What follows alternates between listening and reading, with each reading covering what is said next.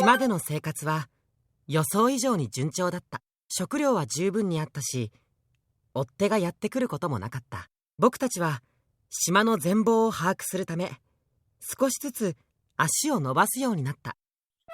この実、食べられそうだな。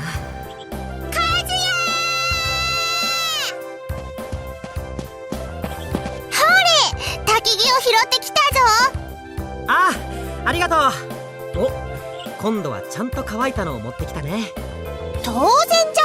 それはもう学習した。わらわとていつまでも足手まといではおらぬ。頼もしいな。ねえ夏目、今日は海まで行ってみない？海？うん、魚でも取りに行こうと思って。そろそろ新鮮なものも食べたいじゃない？ここからそう遠くないし、どうかな？海のボートもないし危険ではないか？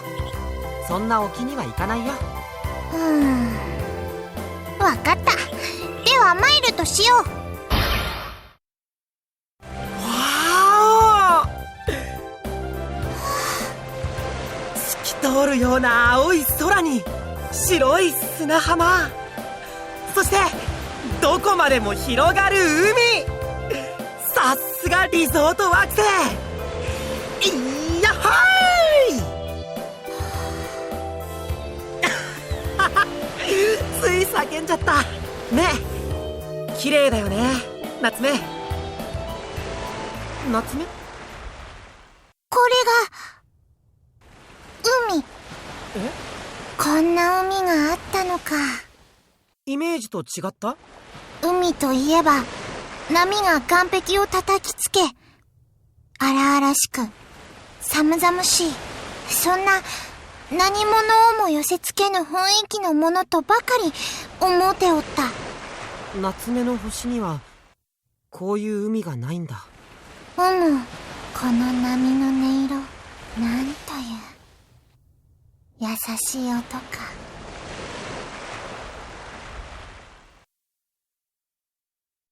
和也、わらわはしばしここにいたい。ここでこの景色を見ていたいのじゃ。わかった。魚なら僕に任せて。すまぬな。夏目、ずっと海を眺めてる。アライアンスは自然も厳しいんだな。あ、こっちを向いた。おーい手を振ってる。よーし、頑張るぞ。また逃げられた。やっぱりこんな網じゃうまくいかないか。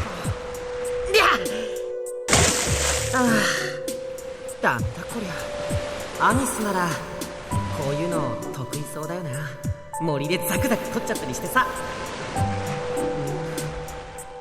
元気かな。やっぱ怒られただろ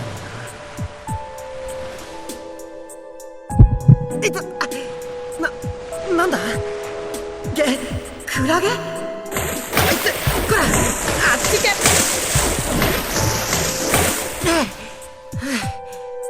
あってってやられちゃったな。取れそうもないし一旦上がるか。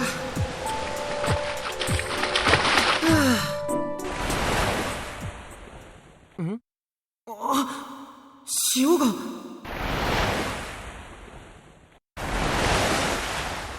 ものすごいスピードで引いていく。なんなんだ、おかしいぞ。和也！夏目！和也、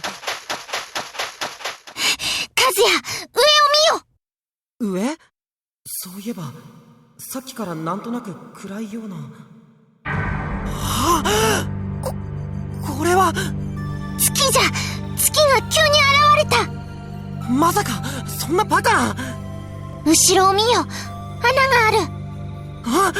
あれは三光尺が逃げた穴？そうじゃ、あれと同じじゃ！月はあそこから出てきた！なんだって？一体何が起きてるんだ？とにかくテントに戻ろう。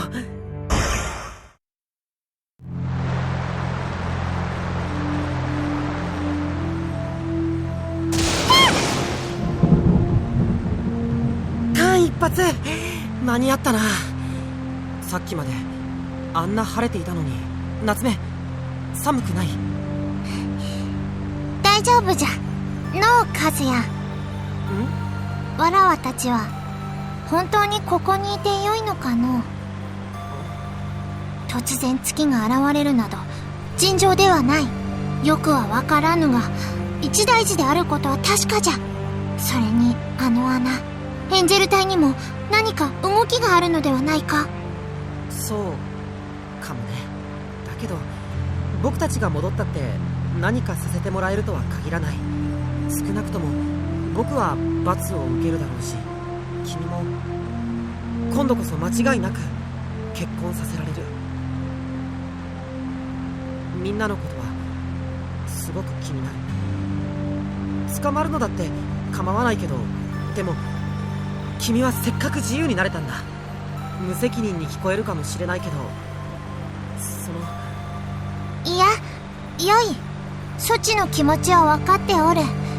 無責任などと言うつもりもない。すまないことを聞いた。わらわはここでそちと生きていく、そう決めたのじゃ。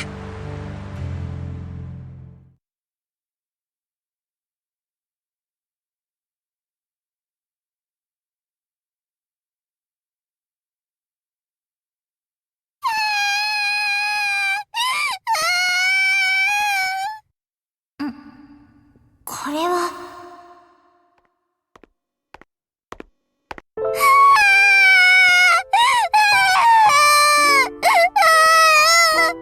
またそっちか。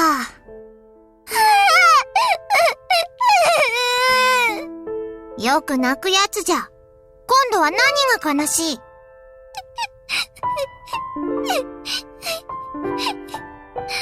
なくなっちゃったの。いなくなった？誰がじゃ？ジョニエブルか？そうか。それは悲しいの。わらわも悲しかった。顔を上げい。あれはの、わらわたちを騙しておったのじゃ。気遣うふりをして利用していただけ。だから泣いてやることはない。そう考えよな。あ、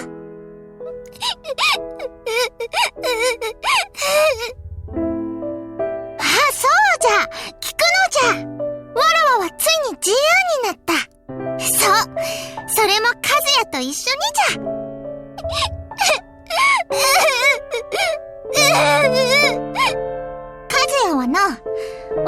公女としてでなく、夏目として見てくれる。そっちも、それを望んでいたであろう？喜ぶのじゃ。そちにもきっと、その日がやってくる。だから元気を出せ。な。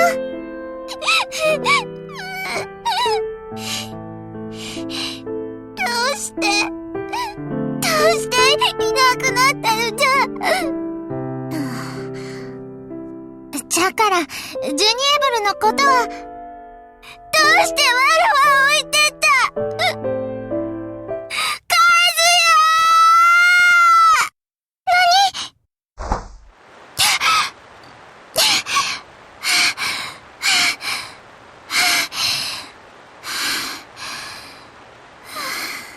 ひどい夢じゃ。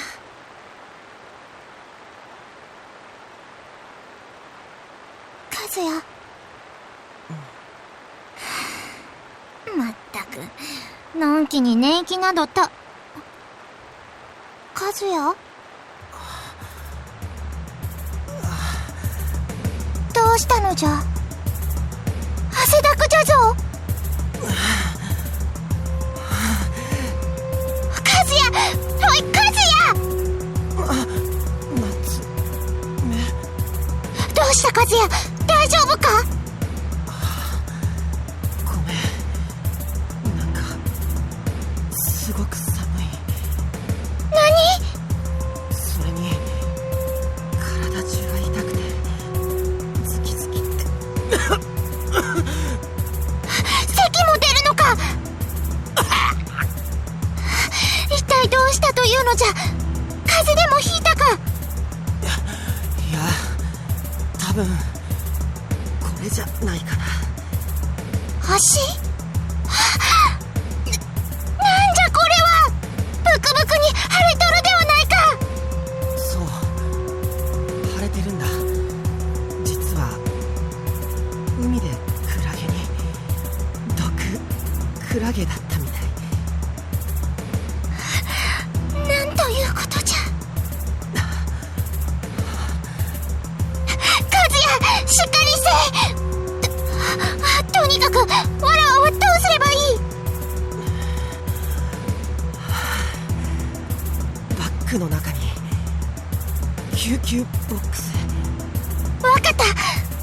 右の方。これじゃな！あったぞ！その中に、リコが用意した端末が。よし、しばらく黙っておれ。端末。これからクラゲ。あ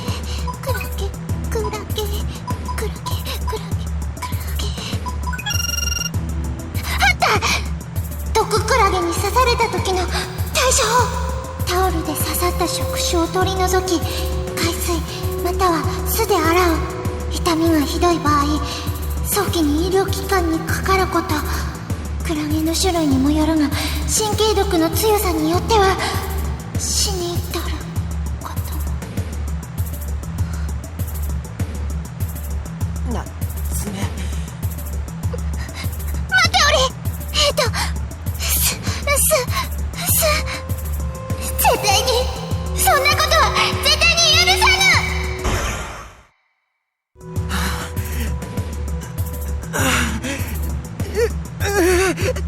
ダメじゃ、一向に良くならぬ。それどころか、顔色が悪くなる一方じゃ。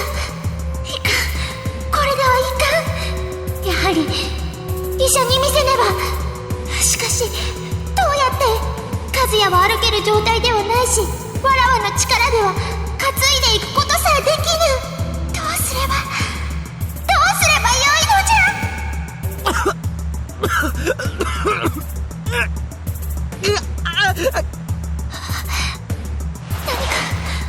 まだ何か桜庭が用意してくれたりは。何かこれはなんじゃ。それは。何か書かれておる。それは、いい。緊急コールスイッチ。無人島での暮らしが万が一どうしても続けられなくなった時に使用してください。お二人の居場所が即座にルクシオールへと知らされます。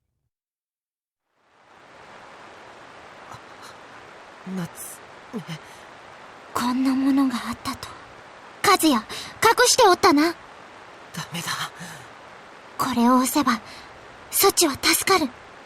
押しちゃいけない。すまぬな、和也。せっかく助けてくれたのに、わらわにはもう他にできることがない。ダメだ。和也！何をする！おとなしく寝ておれ！おっしゃダメだ。なぜじゃ！そちは今にも死にそうではないか！このままでは本当に危ういかもしれん！僕なら大丈夫。嘘を申すな！ねえ夏目、せっかく自由になれたんだ。やっと解放されたんだよ。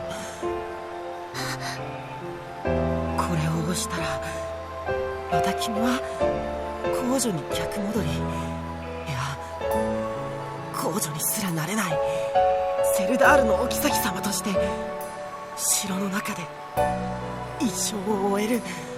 そんなの嫌だろ。僕も嫌だ。和也、僕は君に笑っていてほしい。ずっと幸せに生きてほしい。だからここまで逃げてきた。それが台無しになっちゃったらそりゃ悲しいな。和也、それでもそっちが助かるのなら。夏目、ダメだ。うるさい！嫌なのじゃ！そんなの絶対嫌なのじゃ！そっちがいない自由に意味などない！わらわはそっちがいなくてはわらわは生きられぬ！自由などいらぬ！公女であろうと妃であろうとそれでも構わぬ！そっちを失うくらいなら一生城の中で暮らした方がましじゃ！和也、生きてくれ！わらわはそっちが好きじゃ！いなくならんでくれ！お願いじゃ！僕も君が好きだ。和也、君に悲しい思いはさせたくない。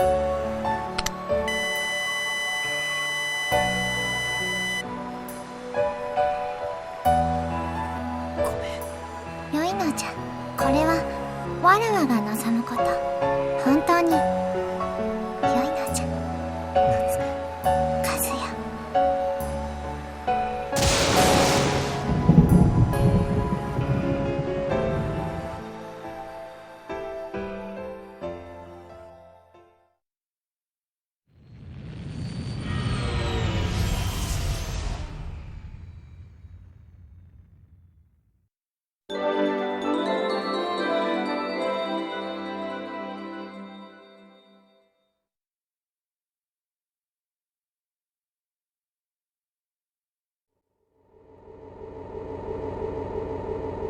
もう少しでルクシオールに着く。和也は大丈夫かの？船までは持つさ。今は睡眠薬で眠ってる。着いたらすぐに医務室へ運ぼう。和也、やれやれ。あれだけの騒ぎを起こした割にはあっけない幕切れだな。なんじゃと？あ、ごめん。率直な物言いは僕の癖なんだ。気を悪くしたのなら謝るよ。何にも知らぬ分際で。知ってるさ。確かにあれは気分のいい婚約じゃなかった。和也の気持ちだってよくわかるよ。でもこれはやりすぎだ。多くの人に迷惑をかけたし、何より隊長として軽率だろう。やっぱりそちは分かっておらぬ。人に迷惑をかけるとか、隊長としてふさわしくないとか、そのくらいのこと、和也はみんな承知しておる。承知の上で行動したのじゃ。それって偉いことかい？少なくとも行動しない措置よりはな。なるほど。まずは行動するか。それで全ての夢が叶うなら苦労はしないんだけどね。いや、なんでもない。いずれにせよ隊長にはもっとらしくしてもらわなきゃ。僕に言わせれば彼向いてないんじゃないかな。かもしれぬ。じゃがマティウスよ、そちのその思考、わらわに言わせればそちこそエンジェル隊には向いておらぬ。こいつはいい。一本取られたな。ちゃんと話すのは初めてだけど、君って結構面白いね。わらわはつまらぬ。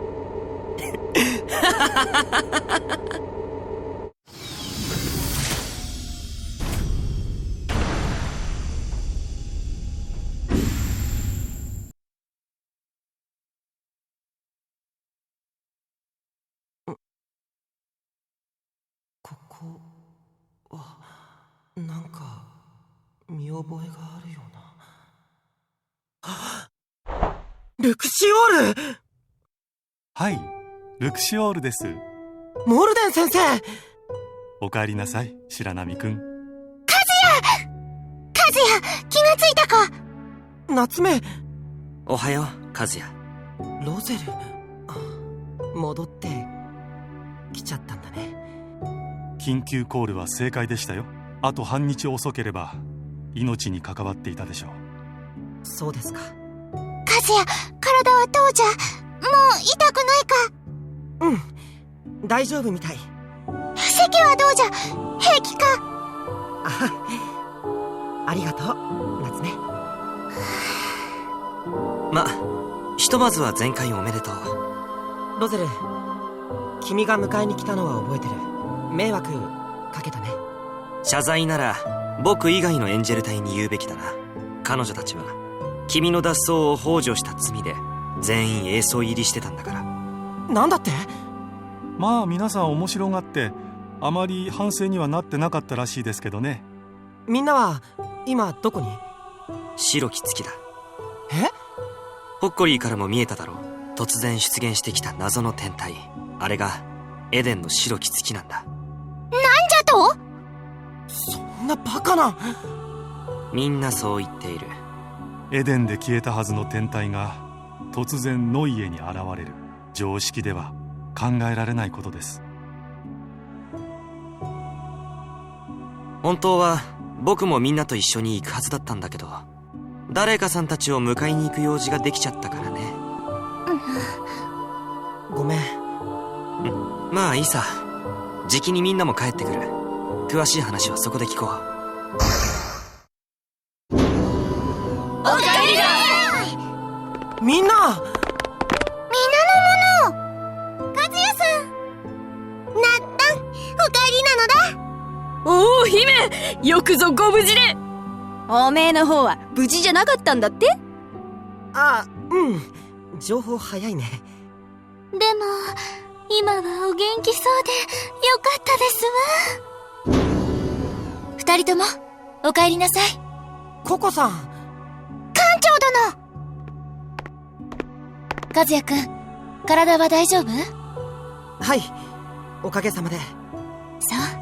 まあいろいろなことはさておいて、夏目さんにいいニュースがあるわ。わらわに？はい、ついさっき連合から連絡があって。おめえと王様との婚約。破談になったの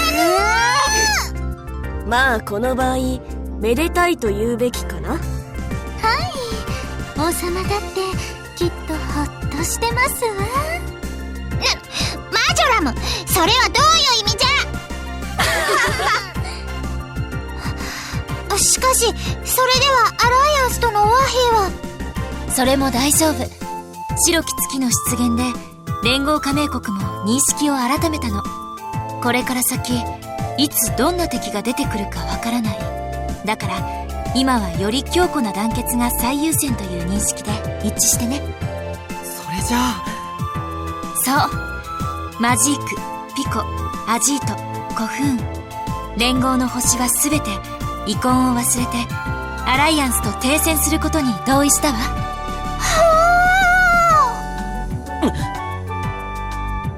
よかったね、夏目。よかったのじゃ、カズヤー。まあ、しばらく見ない間に随分とご親密な関係になったんですのね。怪しいのだ。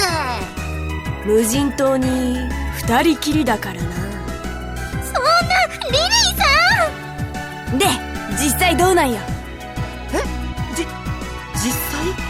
いや、実際って言われても。チューしたのだ。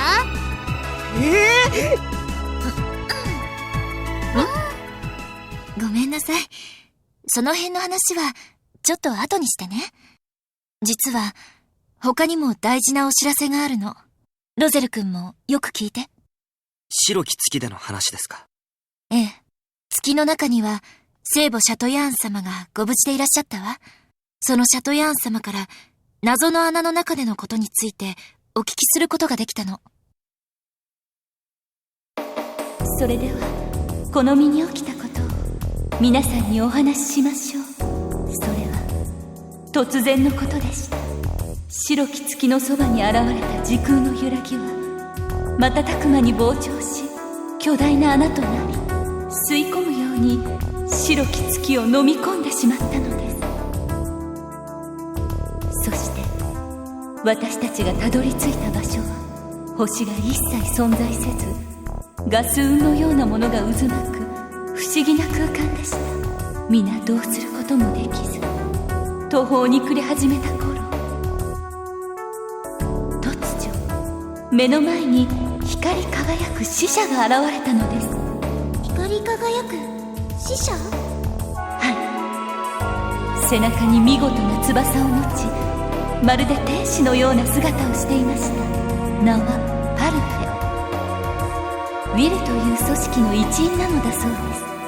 ウィルのパルフェ。彼はまず時空を超える穴を開けたのは自分であるとし、白き月をその特殊な空間に引き込んだのはデモンストレーションの一環だと説明しました。デモンなんだって？デモンストレーション、宣伝みたいなものですね。一体何の宣伝だよ。それを今から説明いただくのだ。黙って聞いていろ。へえ。私たちが連れて行かれた空間、そこは無限回廊というそうです。無限回廊。はい。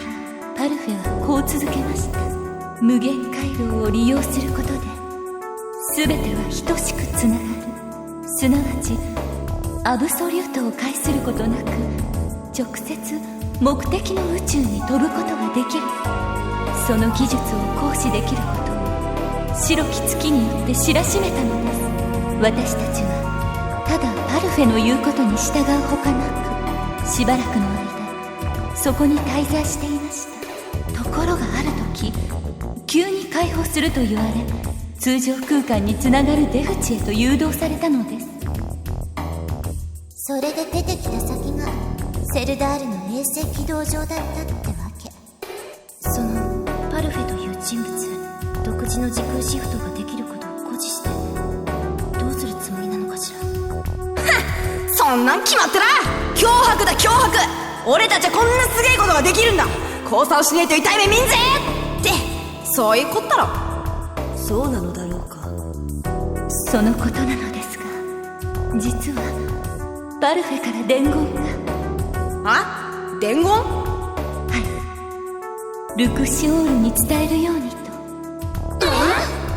名指しとはな。私たちを認識しているってことですよね。シャトヤーン様、それはどのような内容なのですか？それは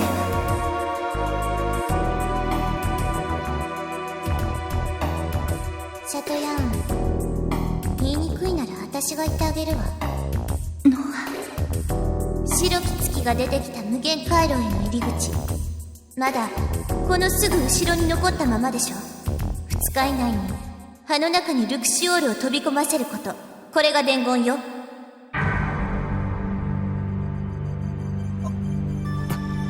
なんちゃと。僕たちにあの穴の中に飛び込めと。そう。しかもルクシオールにはルーンエンジェル隊全員が乗っていること、その他の船の随行は一切認めない。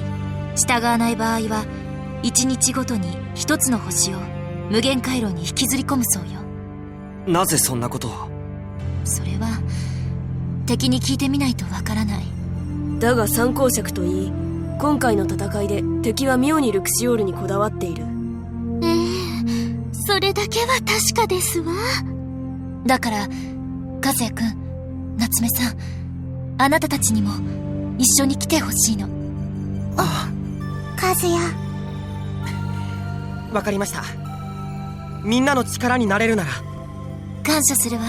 実を言うとあなたには反逆罪、不敬罪、脱走罪、さらには誘拐罪ともろもろの嫌疑がかけられているから、本来軍務には復帰できないんだけど。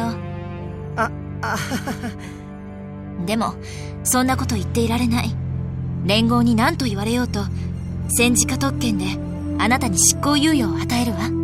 はい、ありがとうございます。よかったの、和也。でも夏目、君は。無論わらわも行く。和也が一緒なら恐れることはない。行かねば星が消されるのであろう。うん。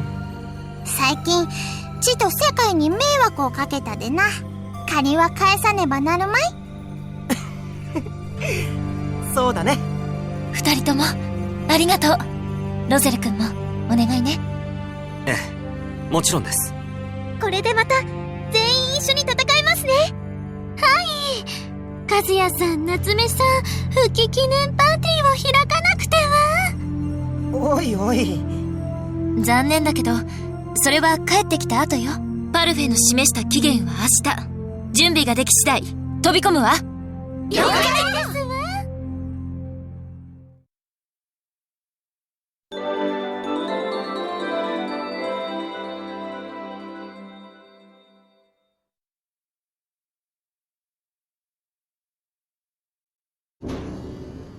ではお大事に。先生、ありがとうございました。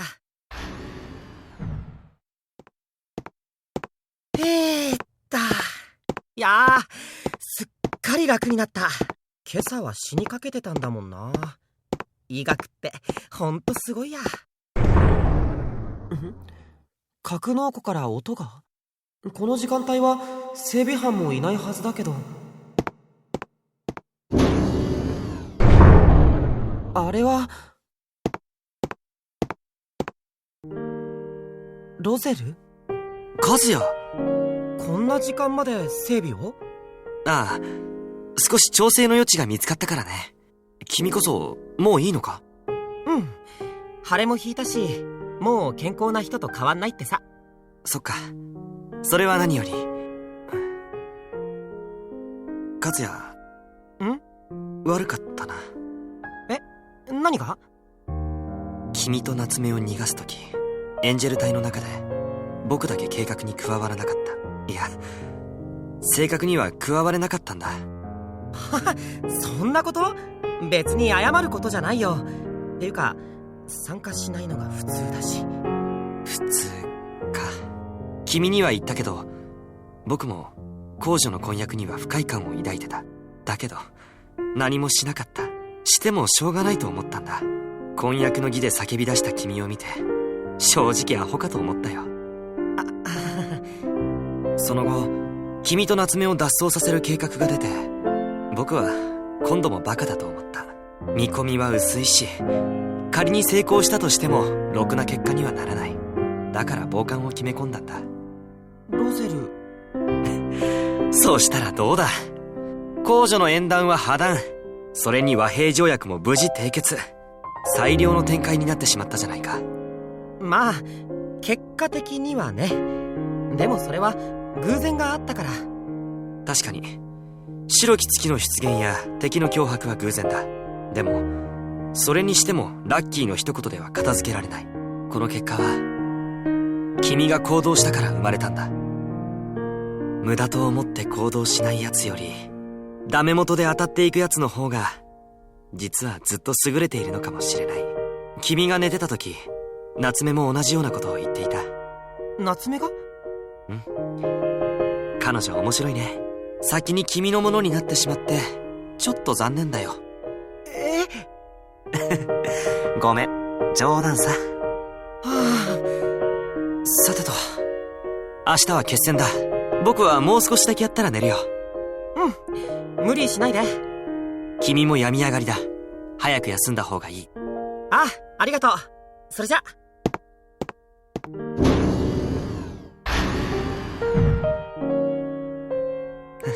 冗談か。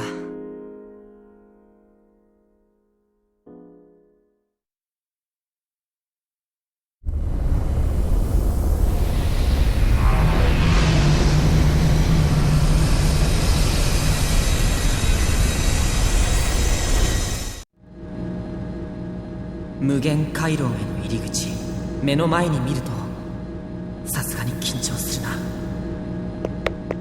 総員、所定の配置につきました。合図があるまでそのまま待機。はい。艦長、ソルダム陛下からの通信です。了解。スクリーンに回して。ナッツミルク殿、このような事態に巻き込んでしまい本当に申し訳ない。いいえ、もはやこれはノイエのためだけの行軍ではありません。私たちはノイエの争いに巻き込まれたのではなく、自ら UPW として世界を脅迫している人物が何者なのか確かめてくるつもりです。かたじけない。本来は何百艦という援軍を共につけるべき場面なのであろうが、パルフェは私たちに単艦で来るように指定しました。その約束を破ってしまってはそもそも行く意味がありません。ナッツミルク殿、機関は星の消失を食い止めるため自らを捧げるつもりか。いいえ、真相を確かめ必要であれば戦い、そして勝利して帰還するつもりです。そうか。いや、愚かな質問をした。忘れられよ。いいえ、お心遣い感謝いたします。時に白波醤油はいるかな。和也君。はい和也よ、息災であったか。おかげさまで。ごめんなさい。本当に申し訳ありません。面を上げよう。そなたに言っておきたいことがある。はい。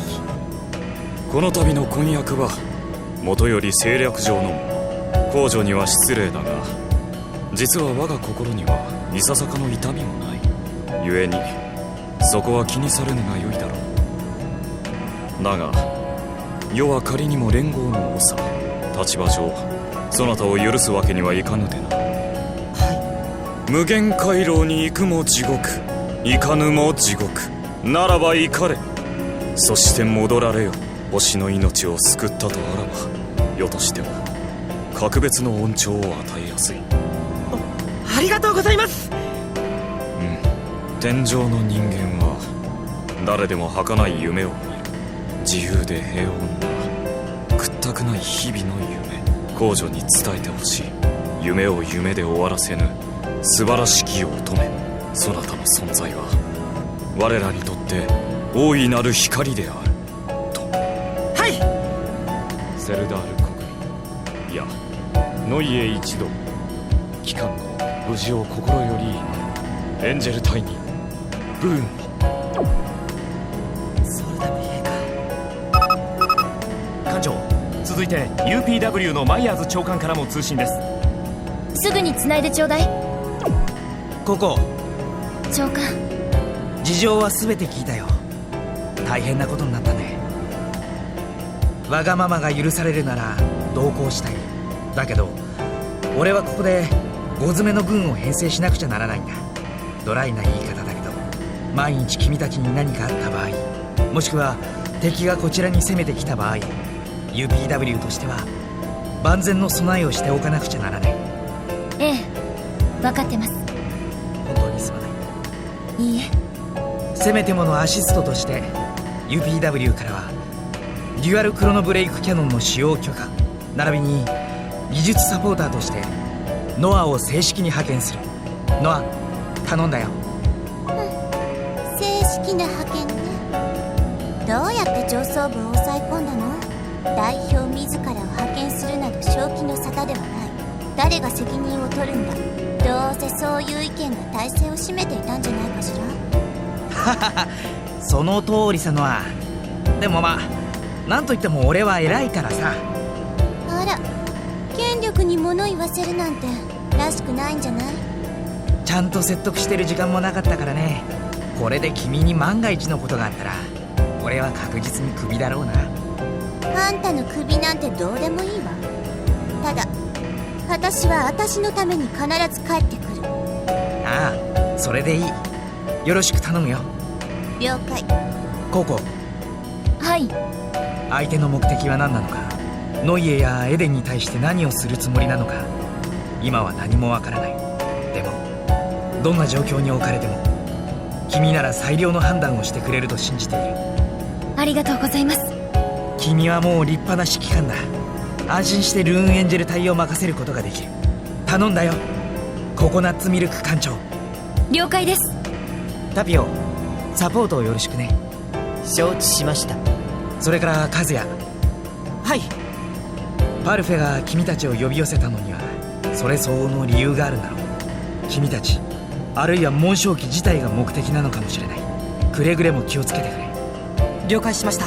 でも僕たちがここを離れるということは UPW 軍も戦力が低下するということ。長官もお気をつけて。うん、心遣いありがとう。でも安心してくれ。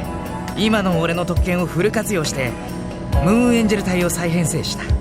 君たちはこっちのことなんか気にせず生き残ることだけを考えればいい。分かったね。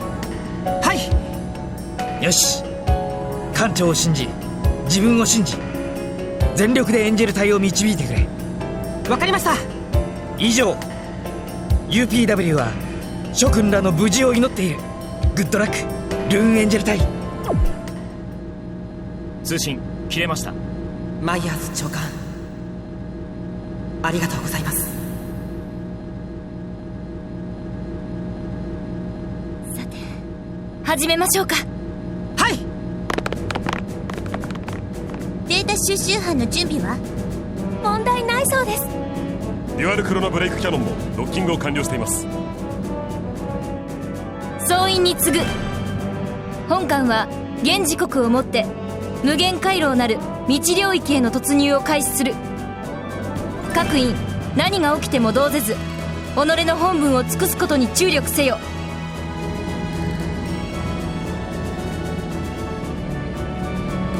ルクシオール発進。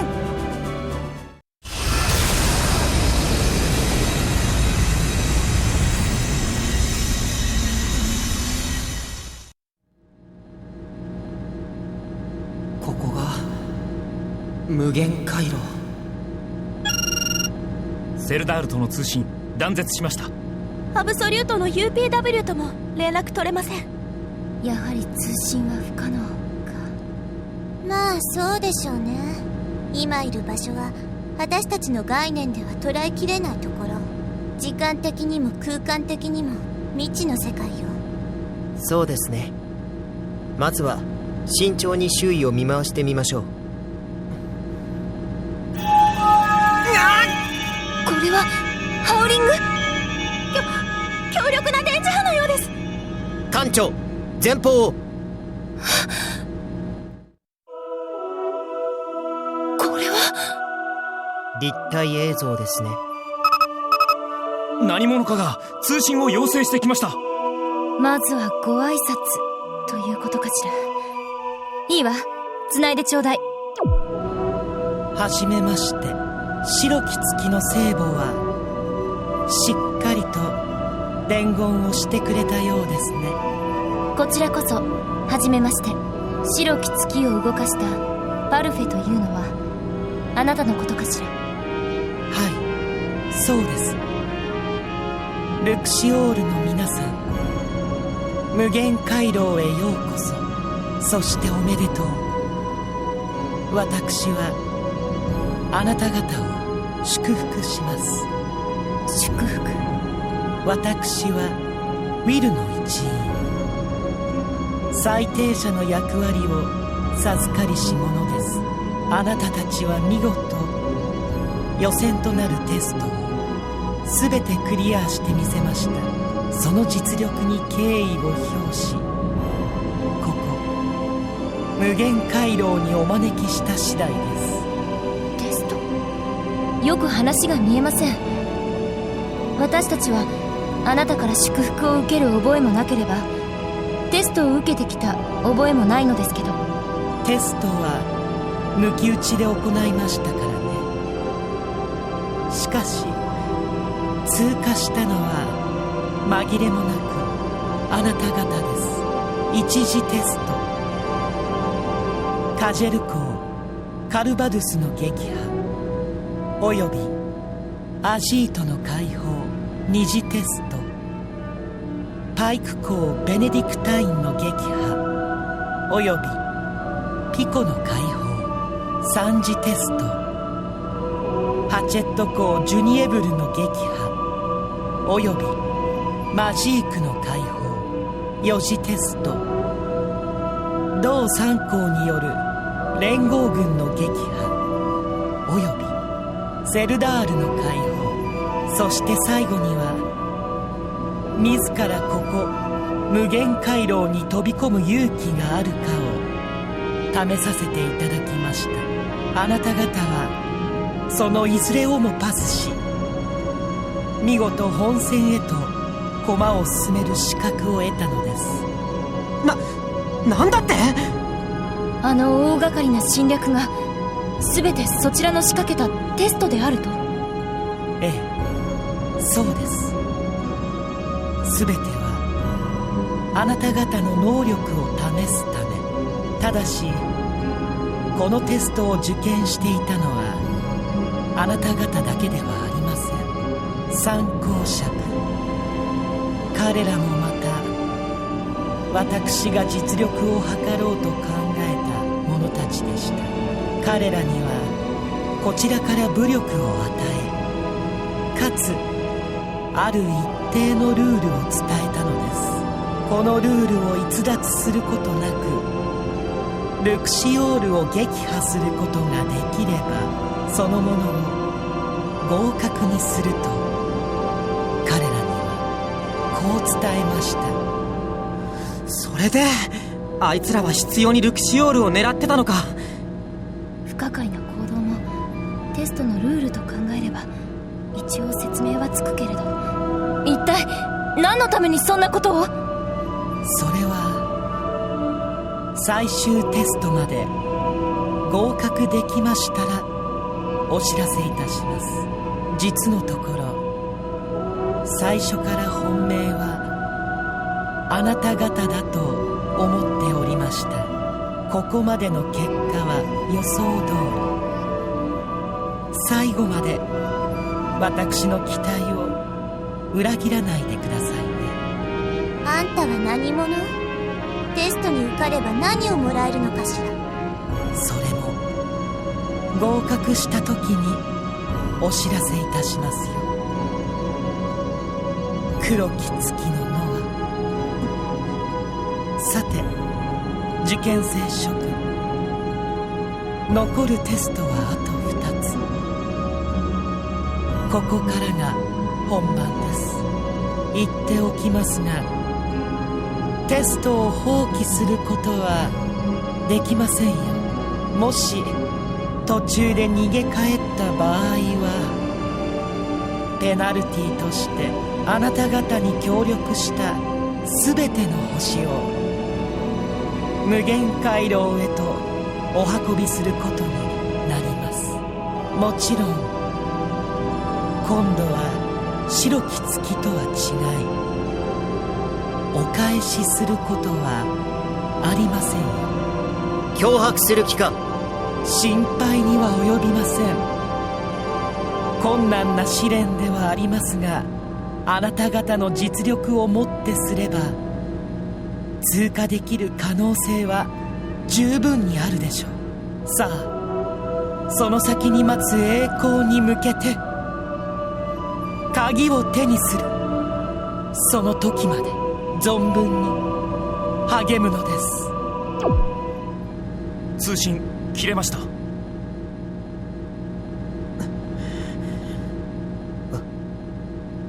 わけが分かりません。このようなケース、有事のマニュアルには想定されていない。我々は一体どうするべきなのか。考えることは何もないわ。星を盾に取られている以上、テストだろうと何だろうと、私たちは相手の気の済むように動くしかない。バカにしてるわね。艦長、何らかのデータを受信しました。パルフェからと思われます。内容は？進行方向を指示しているようです。その先に一つ目のテストが待っているのね。行きましょう。ええ。パルフェ、一体奴の目的は何なんだ？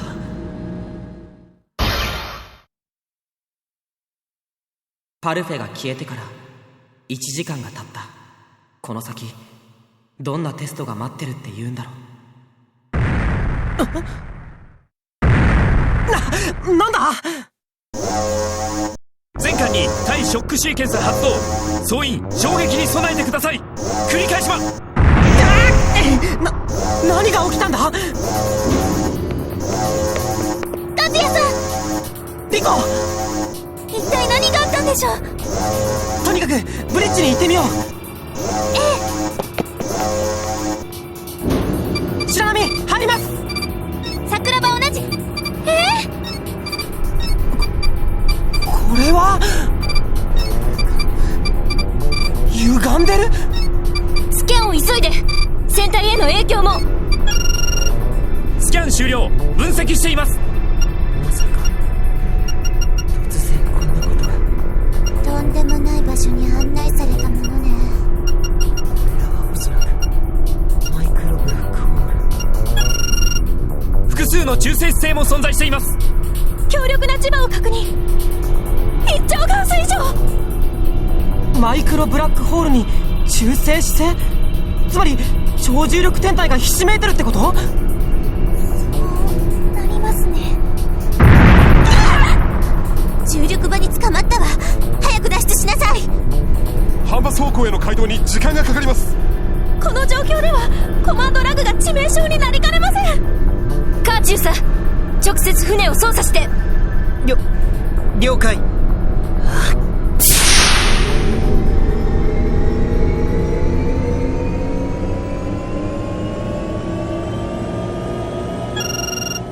有効圏内を離脱。船の重力制御で相殺できます。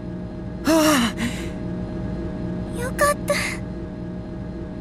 そういうこと。これが一つ目のテストなのね。別の重力場に捕まりました。カーチューさん、脱出を。さらに重力場を感知。このままでは危険です。カーチューさん、お願い。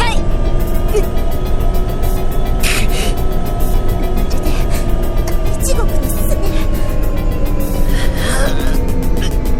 頑張れ中佐。こちらでも重力場を感知。間もなく有効圏内に入ります。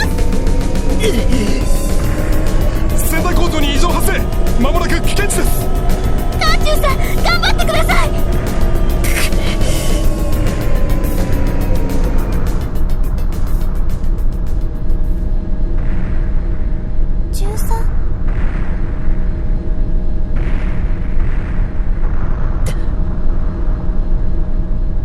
ダメです。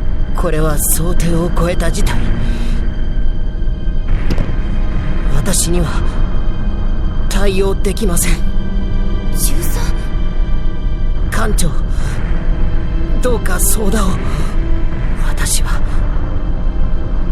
私はこの想像を上回る状況に対処できない。無理です。しっかりして。ここまで戦いをくぐり抜けてきたでしょ。ダメなのです。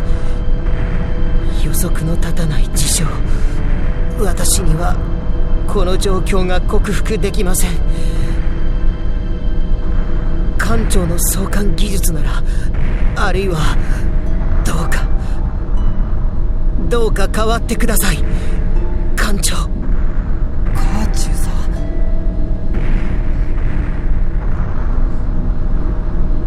顔を上げなさい、タピオ。あ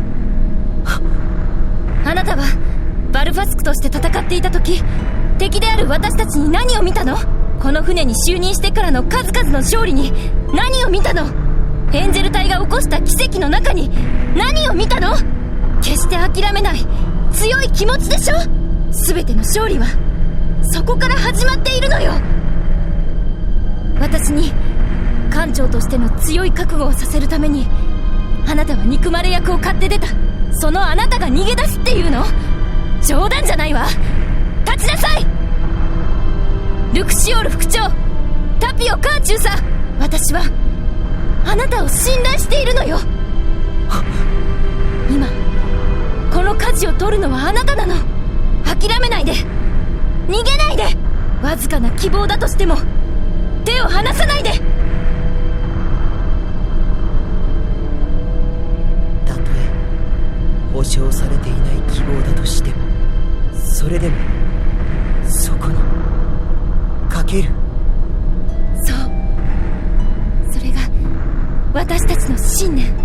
我々バルファスクを倒した勝利の源。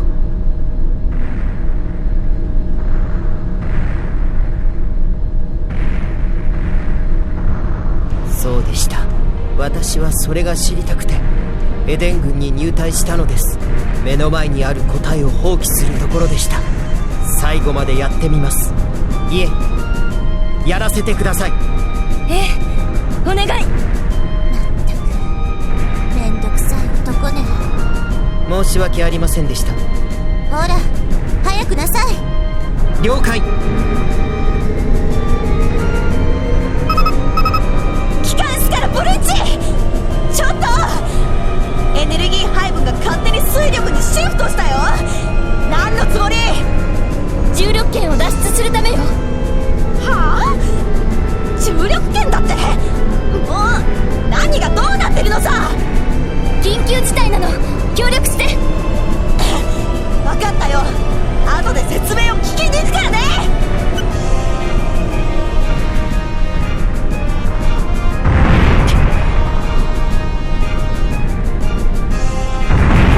まだまだ。力をしちゃう。複雑に干渉し合う強力な重力がお手上げだ。でも諦めたら、だからもう一つの方法を取るしかないってこと？もう一つの方法？逃げられないなら逃げなければいいですね。そう、進むしかない。重力同士が打ち消し合い中和された箇所、それを見つけて突き進むしかないわ。でもそれってすごく難しいことじゃ。針の穴を通すようなものね。でもそれしか方法はないわ。全センサーを重力サーチモードへ。了解。続いて汎用演算機を重力中和点の割り出しと航路演算に回して。了解。結果は即座にカーチューサへ口頭通達。了解。タピオ、いいわね。はい。最初の結果が出ました。マイナス4度、ピッチプラス 0.2 度。了解。速度そのまま。3秒後にヘッドプラス 0.3 度、ピッチプラス 0.8 度。わかりました。い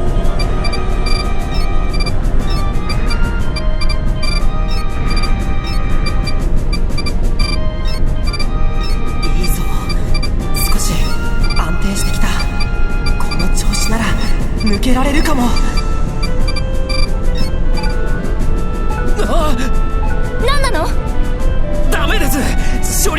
ません。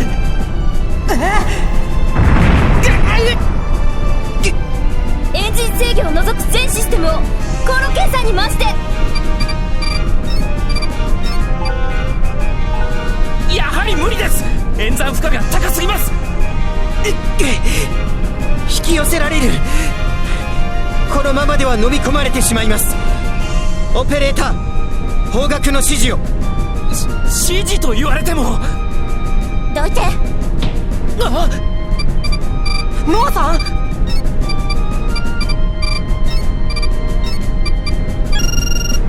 タピオ、ヘッドプラス5度、ピッチマイナス 0.6 度よ。了解。持ち直しました。すごい。一体どうやって。影響の少なそうな要素を計算から外しただけ。ありがとう、助かりました。安心するのはまだ早いわ。あくまで応急措置なんだから、このまま状況を見つつ修正していくわよ。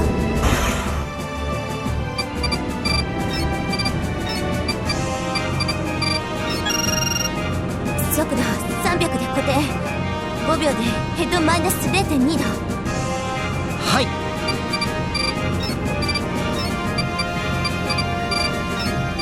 ノアさん、頑張って。次、ヘッドプラス2度、いえ 2.1 度。ピッチそのまま。はい。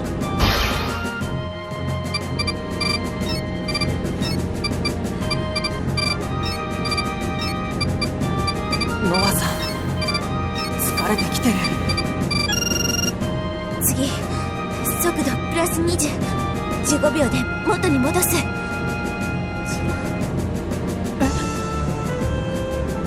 力を上げた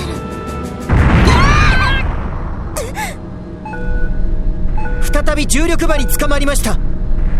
ノア代表、指示を。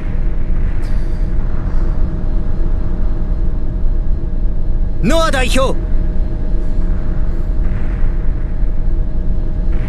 いけど、もうどうしようもないわ。ノアさん。省略した計算要素が誤差を生んでいるの。所詮悪あがきだったってこと。そんな、もう何もできないんですか。個々の重力の反発方向に動いていれば、ある程度粘ることができるわ。でもそれもつけ焼き場、各重力場が膨張しているの。やがてこの辺り全て埋め尽くすわ。そうなったらもう逃げ場は。諦めないで。引き続き計算を続けるのよ。はい。だよ、それこそ神様でもなければ。いいえ、私は諦めない。そんな、ノアさんでもダメだなんて、このまま吸い込まれるしかないのか。くそー。船体加速、構造維持にレベル3の警告発生。そうだが思うようにいかない。ノアさん、大丈夫ですか。さあ捕まって。悔しいわ。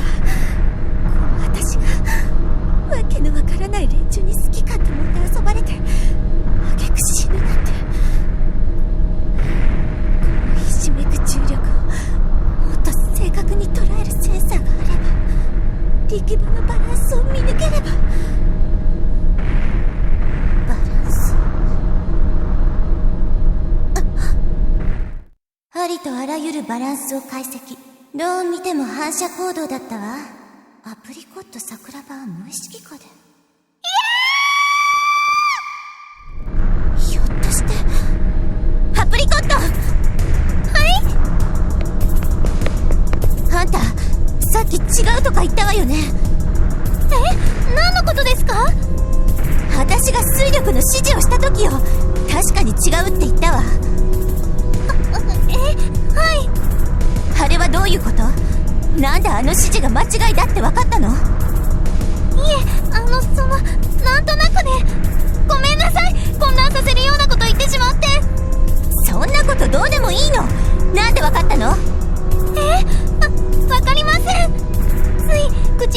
ていうか、率直に聞くわ。あんたこの重力場を感じる？理解できてるのね。どうなの？感じないです。理解なんてとてもできません。ならどうして違うって言ったの？わかりません。ごめんなさい。泣かないで。よーく思い出して、なんで違うって思ったのか。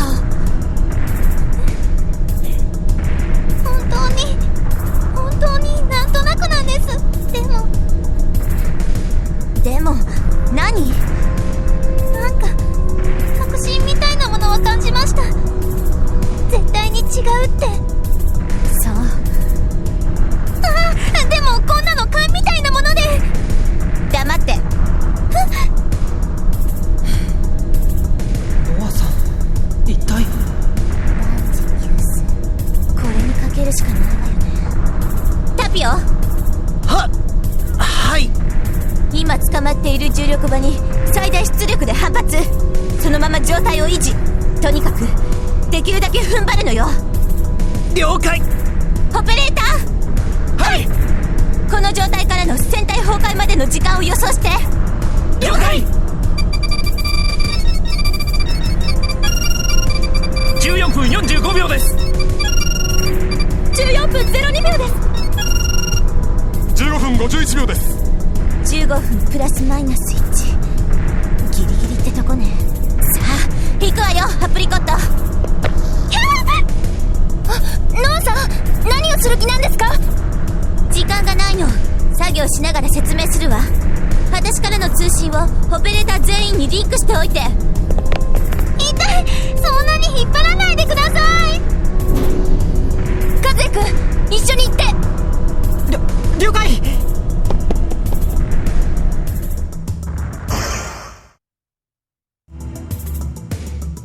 システムオールグリーン、チェック終了です。これから何をするんでしょう。わからない。リコを紋章機に乗せて一体。とにかく今はノアさんを信じるしかない。大丈夫。絶対になんとかなる。ええ。それじゃあノアさんの様子を見てくるね。はい。リコの準備整いました。そう、こっちもそろそろよ。ブリッジ、聞こえてる？聞こえています。タピオも大変でしょうけど、よく聞いて。はい。それじゃ説明するわ。すごい。話しながらとんでもない勢いでコンソールを操作してる。簡単に言うと、アプリコットをセンサー代わりにするの。なんだって？ごめんなさい、ちょっと意味が。今理解する必要ないわ。これからやることだけを認識して。アプリコットに重力場を感知させ、それをタピオに直接伝えるわ。タピオはそれをもとにオペレーターへ操舵の指示を出して。オペレーターに指示？直接操舵ではいけないんですか？ええ。これから V チップを別のことに使うから無理よ。別のこと？今言ったでしょ、アプリコットからタピオに直接伝えるって。よし、準備完了。和也、アプリコットのところに行くわよ。はい。アプリコット、急圧雷だからリスクが高いわ。覚悟を決めなさい。大丈夫です。肝の座り方はベテラン並みね。オペレーター、船体崩壊までの時間は？予想平均で7分と32秒です。さあ、全員心して。残された道はこれしかないわ。だからやる。それだけよ。いいわね。了解。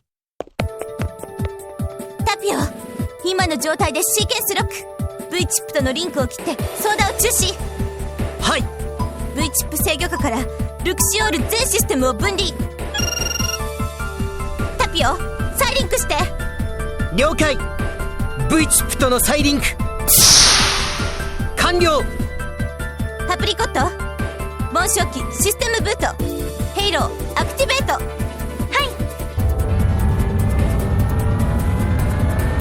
OK です。今からヘイローと V チップを接続するわ。なんだって？これによりパプリコットが感知している重力場の情報をタピオが受け取れるはず。それをもとに操舵を指示するのよ。正直ほとんど理解できていませんが、とにかくやってみます。そう、とにかくやるだけよ。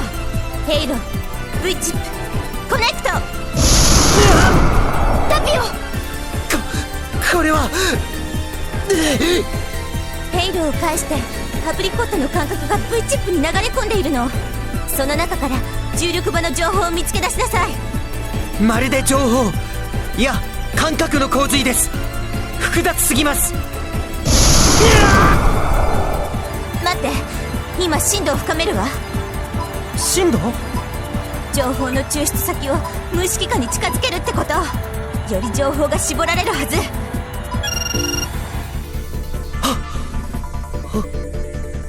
おどお、わかります。様々な感覚の中に非常に漠然としたものですが、確かに重力場らしきものを認識できます。オペレーター、ヘッドプラス21度、ピッチマイナス4度、速度200で発進。了解。感じます。重力の場を、パワーのバランスを。見える。中和点が、重力の相殺ポイントが素晴らしい。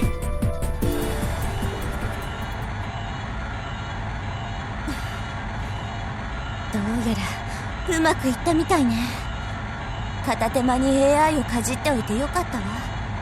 リコ、大丈夫？はい、私は何ともないです。あとはブリッジに任せましょう。うまくいったってことはルクシオールは？なんとかなるかもね。よかった。ノーさん、何よ。よければ説明をお願いしたいです。ああ、そうね。いろいろと強引に進めて悪かったわ。いえ、私も訳が分かりません。ここに座っていること、ヘイローや V チップ、そしてカーチューサとの関係は。ヘイローと V チップはパイプとして使っただけ。タピオは言うなればスピーカー。重要なのはあんたの能力よ。私の？今は細かいところまでわからないけど、この状況が確たる証拠。あんたはバランスディテクションの力を持ってる。バランスディテクション？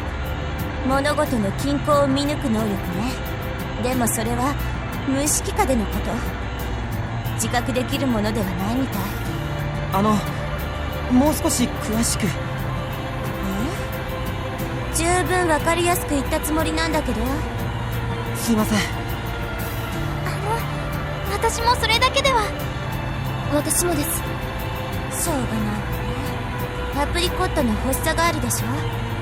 男性恐怖症の？そう、多分あれもこの能力の一端よ。あれがリコの能力？この華奢な体からあれだけのパワーを出すのは普通に考えれば無理。でも全身の筋肉の動かし方を奇跡的なバランスで制御すれば可能となる。男に触れられるというアプリコットにとっての最大限の脅威。それが無意識下に潜む能力を発動させるのよ。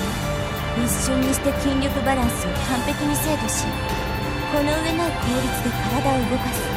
その結果、あの怪力を生み出すのよ。そんな理屈が？そしてアプリコットは現在その能力で重力場を感じ取っているの。でもそれはやっぱり無意識下でのこと。本人の自覚がない以上、それを何とかして拾い上げる必要があるわ。だからこの船で最も精神と親和性の高いインターフェース、ヘイローを利用したわけ。でもヘイローもマシン、デバイスの一つに過ぎない。出力データを人が理解できる形にするには専用のプログラムが必要。もちろんそんなものを作る時間はない。そこで V チップの出番。これはタピオのバルファスク専用のインターフェース。はあ、なるほど。互いのインターフェース同士を接続したんだ。そう。カプリコットはヘイロー、タピオは V チップ。それらを接続しパイプとすれば感覚は感覚で伝わる。それじゃあ今カーチュー様、私が無意識で捉えている重力場を感じ取っているんですか？そういうこと。まあヘイロー同士を接続して他のエンジェルにスピーカーを任せることもできたけど、船の操舵指示にはタピオの方が適任と判断したわけ。喋り疲れたわ。理解したでしょ？物事の検討を見なくちゃ。リコにそんな能力が潜んでいたなんて。自覚できないんじゃ普段役に立ちませんね。確かに実生活には無用ね。でも使いようによっては。ブリッジ、どうしたの？突然重力源が増えました。ダメです、ノア代表。重力場が複雑に絡み合いすぎてます。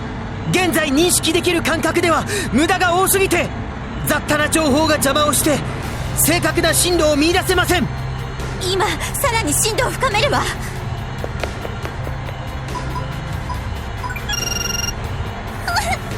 リコ！タピオ、どうなの？大丈夫です。非常にクリアになりました。これならなんとかなります。抜けたらすぐに知らせて。了解。リコ！返事して！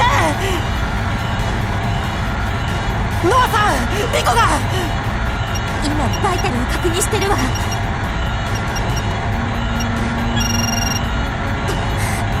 心拍数と血圧が異常に低い。ノアもギリギリ。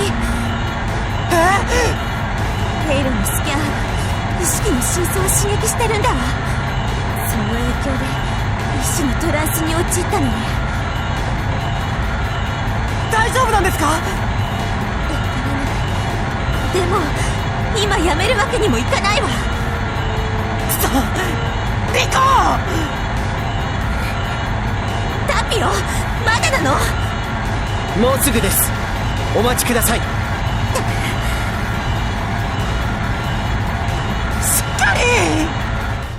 次で最後の一つです。ヘッドプラス14度、ピッチプラス3度、バンクプラス20度。合図と同時に推力最大。重力カタパルトを利用して離脱します。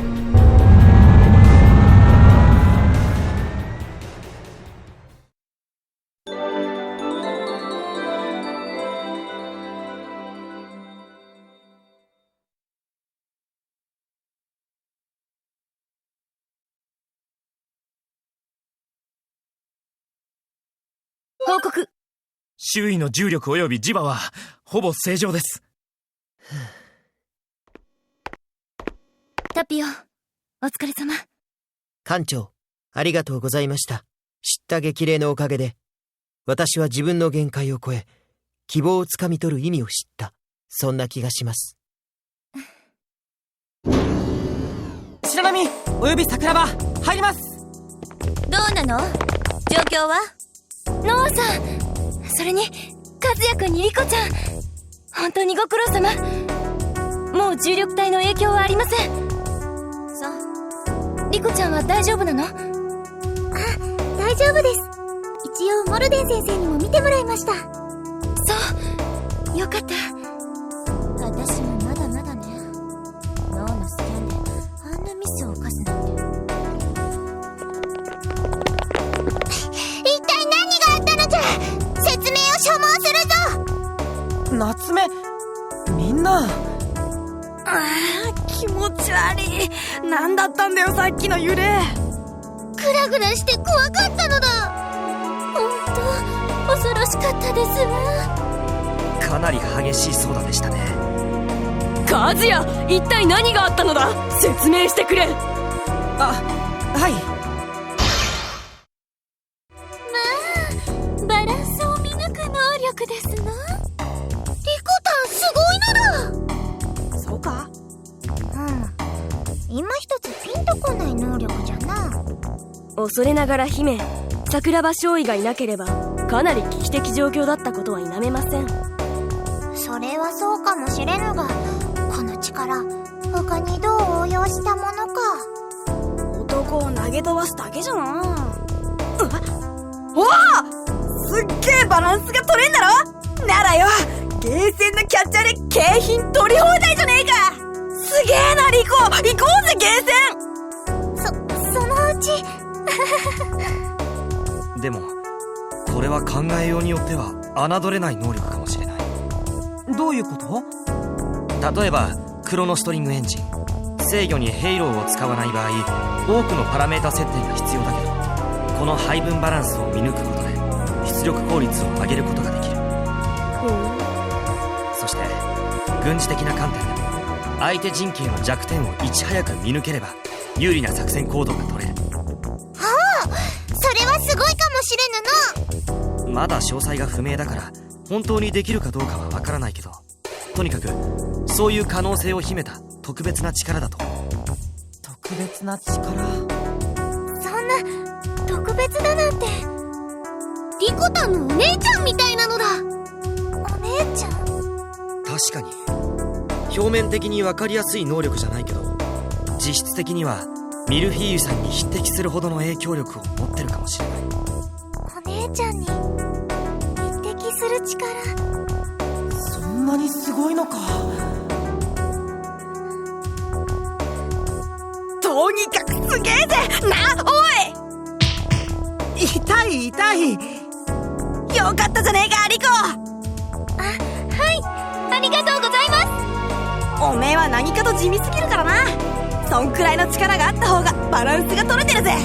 いよ、さすがバランスだよ。それって褒めてるんですか？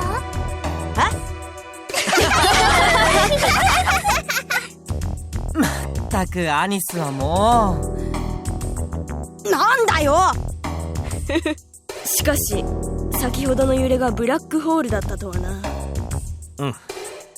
急に出現したということは自然現象ではありませんわね。まあパルフェってやつの仕業だろうな。ひどいのだ。一歩間違えたら死んじゃうのだ。試験失格は死を意味するというわけか。今のが一つ目だとすると、まだ一つ残ってるってことですね。結構なことだ。みんな静かに。どうやらその残りの一つのようだわ。前方に参考尺の船を確認。何？随行艦隊も多数。まさかこれに打ち勝てというのか。そうなんじゃない？きっとそろそろパルフェから連絡があるわよ。たった今パルフェから入電がありました。うわ、本当だ。やっぱりこれもテストだっていうのかしら。内容は？はい、合格のための条件として3項目が提示されています。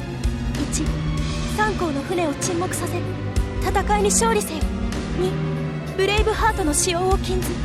3、ルクシオール両翼手法の利用を禁ず。以上です。ジュニエブルラをバカワたちに始末させようというのか。受験生同士潰し合えってか。本当にえげつねえな。同感だ。騎士道精神のかけらも感じない。ルクシオール両翼手法の禁止というのはデュアルクロノブレイクキャノンを使うなということだな。ブレイブハートも使えないのだ。つまり合体もできないということですわね。厳しいな。ただでさえ苦戦しそうだというのに。そんな、それじゃあ僕は何もできないのか？この条件ではそうなるが、仮に破ればまたペナルティで星を消すとか言い出すだろう。そうね。尺だけど今は向こうの指示に従うほかないわ。和也君、あなたはブリッジに残ってここからエンジェル隊を指揮してちょうだい。ここから？そうよ。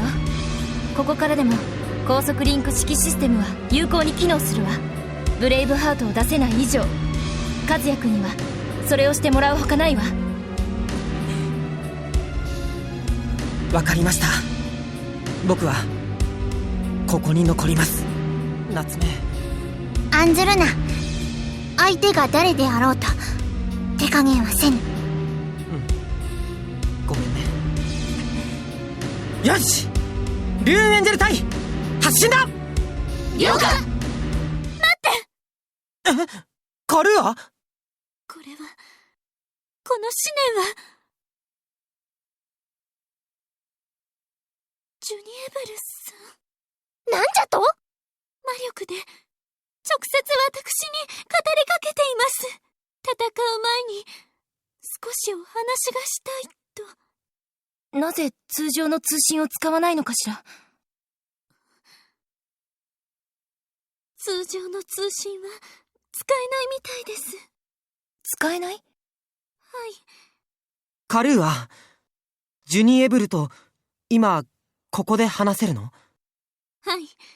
私がよりしろとなれば、おそらく少しお待ちください。やってみ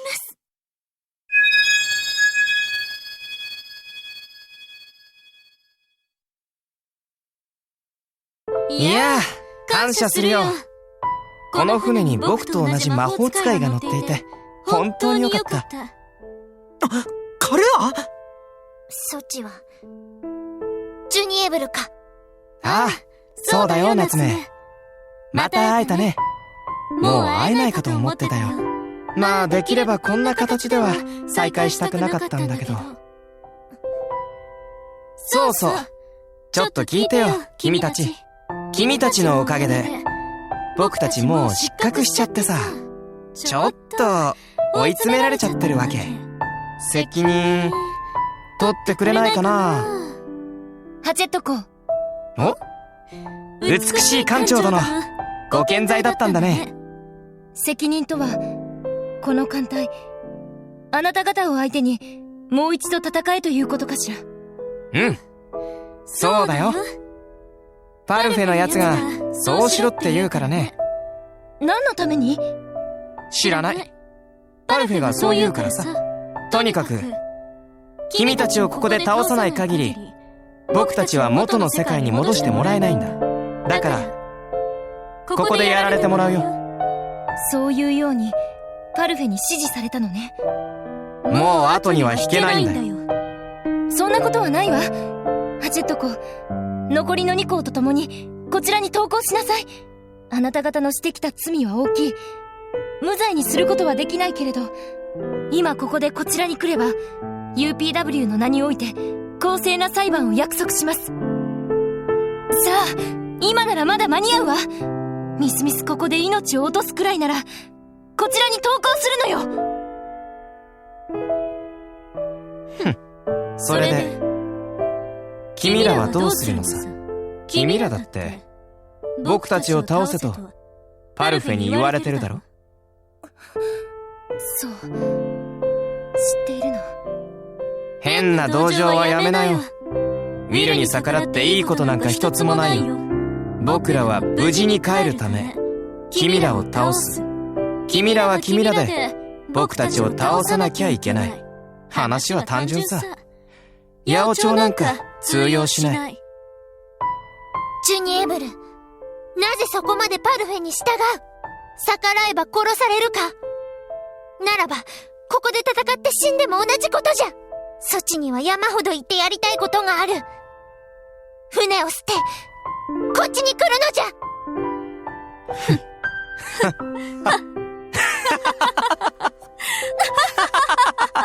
船を捨てる？それはもう無理な話さ。夏目、僕が今なんでわざわざ魔法で会話しているかわかるかい？通信が使えないからであろう。なぜ使えないと思う？知らん。それはね、それが一体何だというのじゃ。それはね、僕自身がすでに戦艦に組み込まれているからなのさ。何を言っておるのじゃ。意味がわからぬ。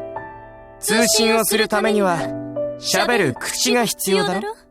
もうないんだよ。口は愚か、目も鼻も腕も何もかも全部なくなっちゃったんだ。一体何を？肉体を剥奪し、精神だけを戦艦の中に組み込む。それがパルフェから与えられた失格者への罰というわけね。その通りさ。ただ罰ではなく努力賞らしいけどね。ちょっと。だからもう僕は君らと会話するには魔法を使うしかなかったわけ。でもね、悪いことばっかりじゃないよ。おかげさまでこの船は今や僕の思いのままに動く。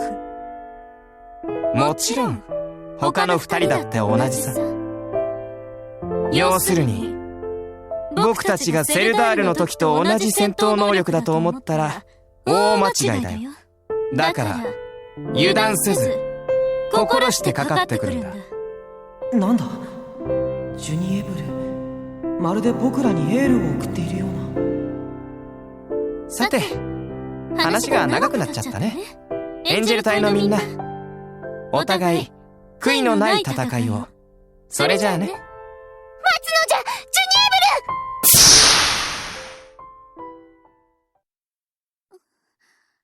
あら、終わったんですのね。ジュニエブルさんとはお話できたんでしょうか？ああ、できたよ。ありがとう、カルーア。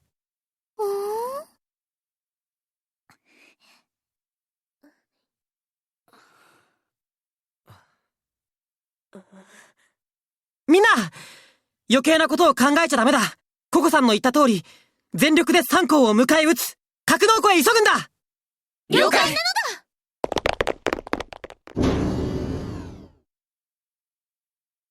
夏目。平気じゃ。出るぞ。わらわも戦う。ジュニエブルは愚かじゃった。利用され、踊らされてあのような目に。じゃが、踊らされておったのはわらわとて同じ。その意味では、わらわも、ジュニエブルも、カルバデスも、ベネディクタインも、皆、すべて対等におうたわけ者じゃ。行ってまいるぞ、カズヤ。わらわは決着をつける。そして、これを仕組んだパルフェにも、必ずや相応の報いを受けさせようぞ。それが、イザヨイ家当主の筋じゃ。うん。頼んだよ、夏目。そちも適切な指示をするのじゃぞ。よいな。ああ、任せてくれ。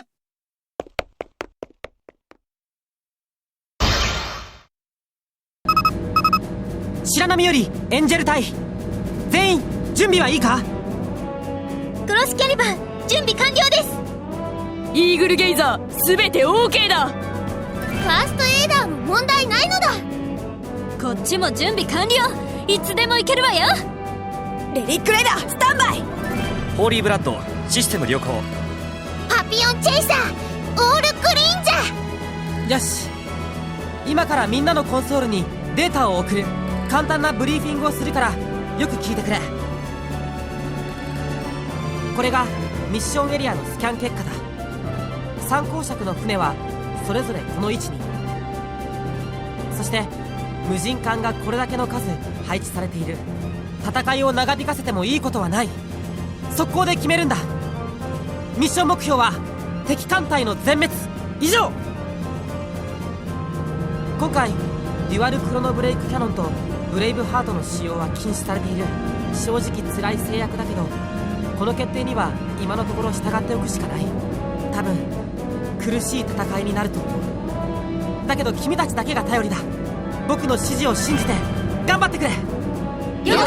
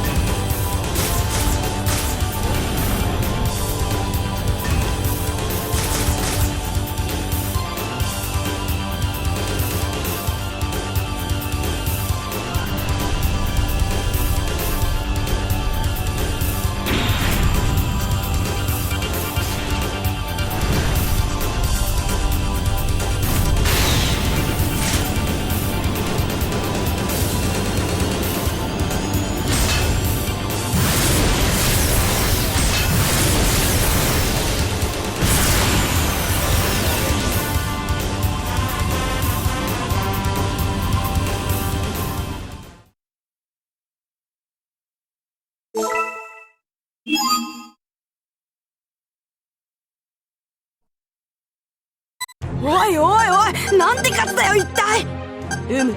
見るからに凄まじい物量だ。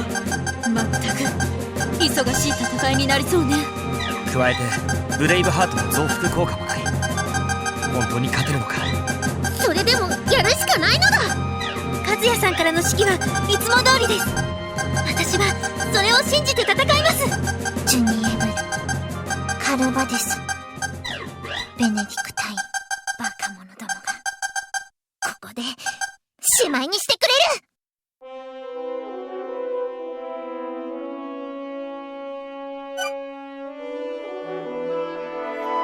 了解。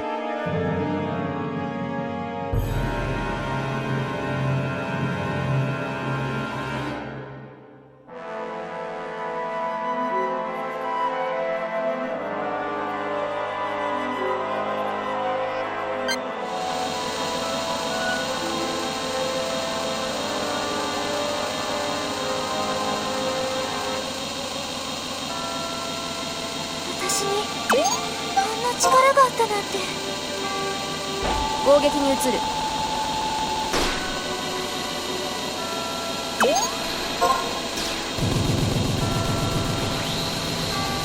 たとえ相手が三公爵であっても、このような非道な罰許されるものではない。こ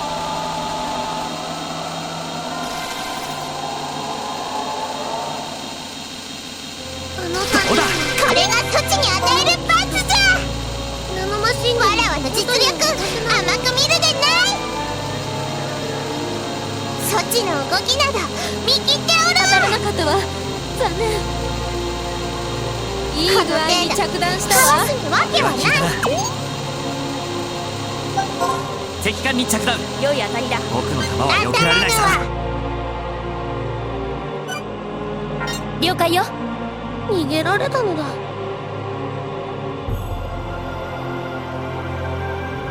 絶好調じゃ。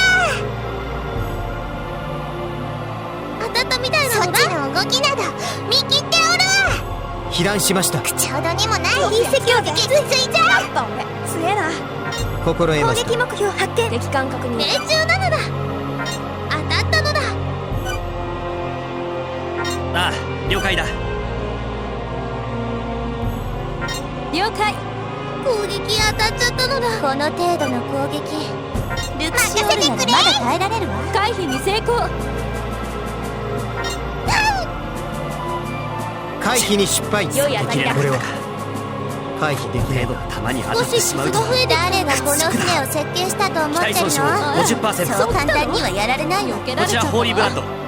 ナノナノ、修理に来てくれないか。よく当たらない。まだ大丈夫よ。体勢を立て直して。和也見ておったか。バッチリ修理したのだ。攻撃回避感謝するよしたわ。ナノナノ。今のは聞いたわね。エネルギー反応消化を調べて。まだなんとかなるけど。大当たりじゃ。了解。この程度のハイパーブラスター。クロスまだブレイブラスター。どこを狙ってる。実力甘く見るでな。当たらないのだ。今ので攻撃か。敵の攻撃見たものじゃな。エネルギーはまだ半分あるようじゃな。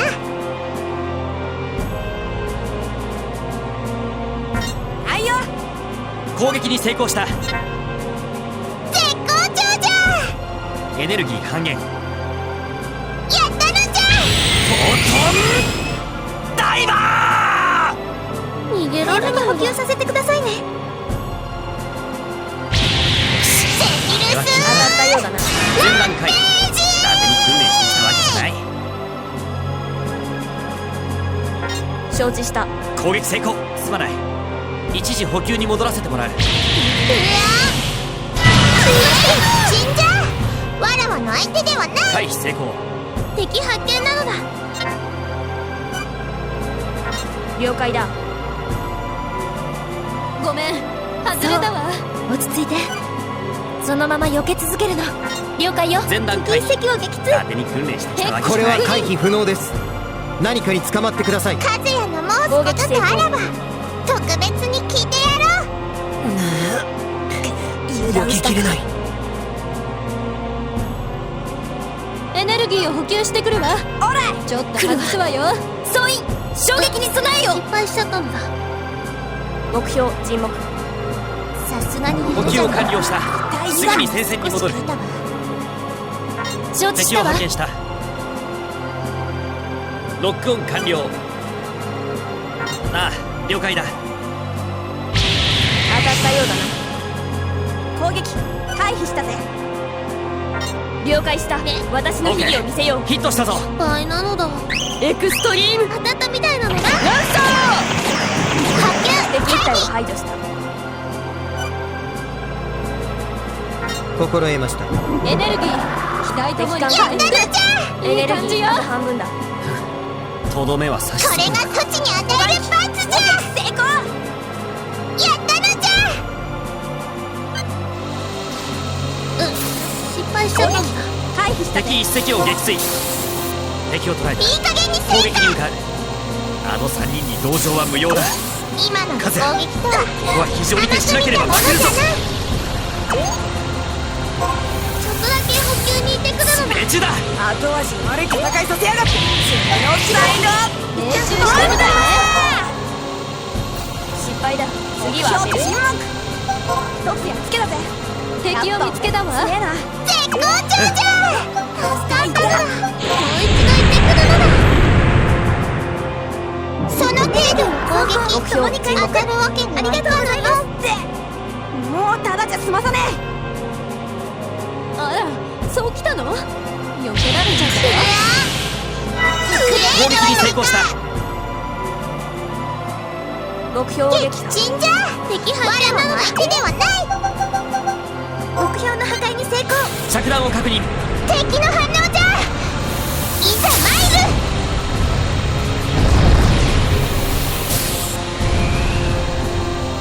和也のノルルクショールには指一本触れさせぬ。よーしなのだ。敵に命中した。大当たりじゃ。攻撃成功なのだ。歯応えのあるやつは当たりね。ホーリーブラッド、攻撃に向かう。補給に戻る。その間のことは頼んだぞ。当たったのだ。沈黙。回避成功。ちょっとギリギリでした。どうだ。よし、撃墜。少し攻撃成功。攻撃目標確認。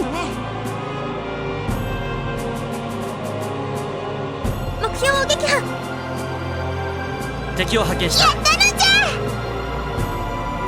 当たったわ。オーケーだ。これでまた戦える。敵発見。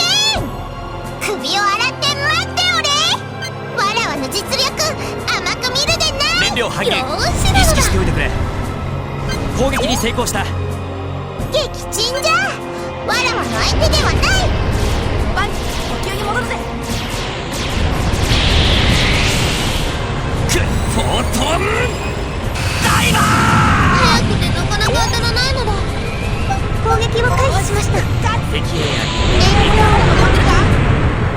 じゃが省エネなどとは言ってられまいな。オッケー。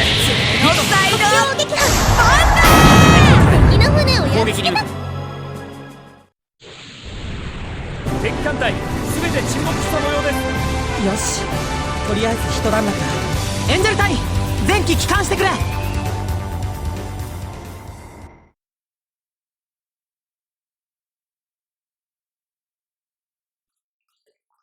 ルーンエンジェル隊帰還しました。みんなありがとう。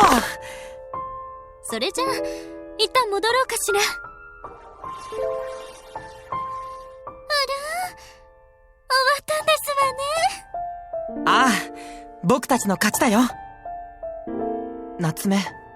夏目さん、愚か者が国を裏切り、わらわを裏切り、挙句の果てにあのような姿になり果ておって、ジュニエベル、そちはまことに負ったわけじゃ。夏目、最後まで手厳しいな。カルーア。いや、これはジュニエベル、まだ生きておったのか。まあね。だけど派手に壊してくれたね。おかげさまでもう動くこともできないよ。ジュニエベル、艦長殿、最後に一つだけ忠告をしてあげるよ。何かしら。これで君たちはめでたくウィルの試練に合格したことになる。ウィルは恐ろしい存在だ。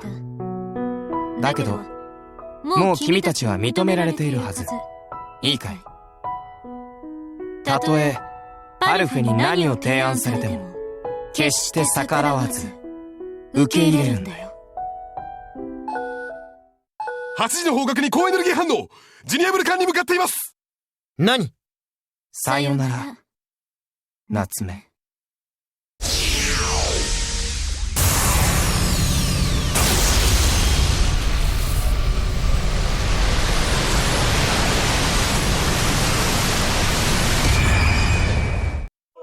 パルフェ、宇宙服もつけずにあんなところに。やはり人間ではなかったというわけね。ジュニエブル。なんという大きさだ。これではこのルクシオールすら小さく感じる。強力な電磁波、再び通信の要請してきました。パルフェね、繋いでちょうだい。いや、素晴らしい。素晴らしい。重力の渦を突破し、ハンデを背負った状態で三光尺を撃破するあなたたちは見事課せられたテストをすべてクリアしてみせました。おめでとう。心から祝福いたします。そう、それはありがとう。これで名実ともに合格です。あなた方こそ鍵を手にするにふさわしい。そう、無限回廊の鍵はあなた方に託しましょう。鍵とは何かしら。ああ、これは失礼。列島文明の方にはそこから説明しなくてはなりませんね。列島文明だって。鍵というのは概念的な通称に過ぎません。この無限回廊を行き来するための技術そのもの。我々はそれを鍵と呼んでいるのです。なんですって？それを私たちに教えるっていうの？ええ、そうです。魅力的な話でしょう。そうね。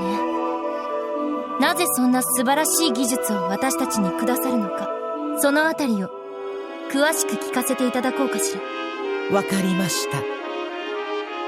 私どもの理想ご説明しましょう。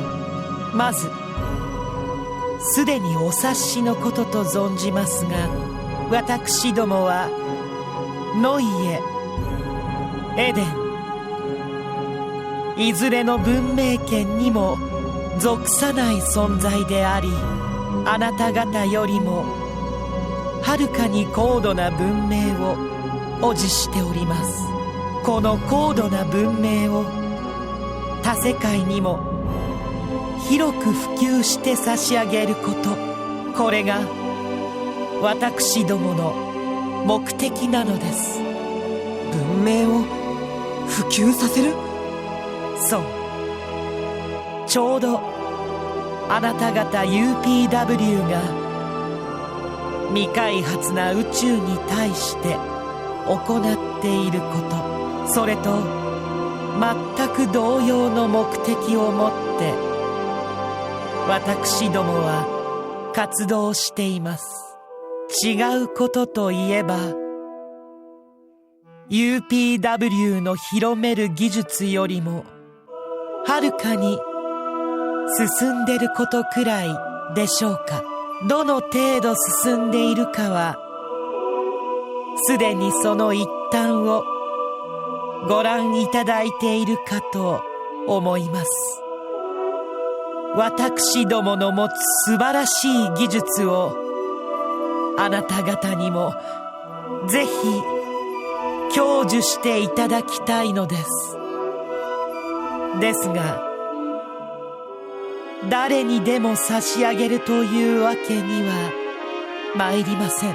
少なくとも私どもの文明の力を最初に得る者たちは私どもの理想を理解し、またその普及に協力し、かつそれなりの技量を備えたものであってほしいのです。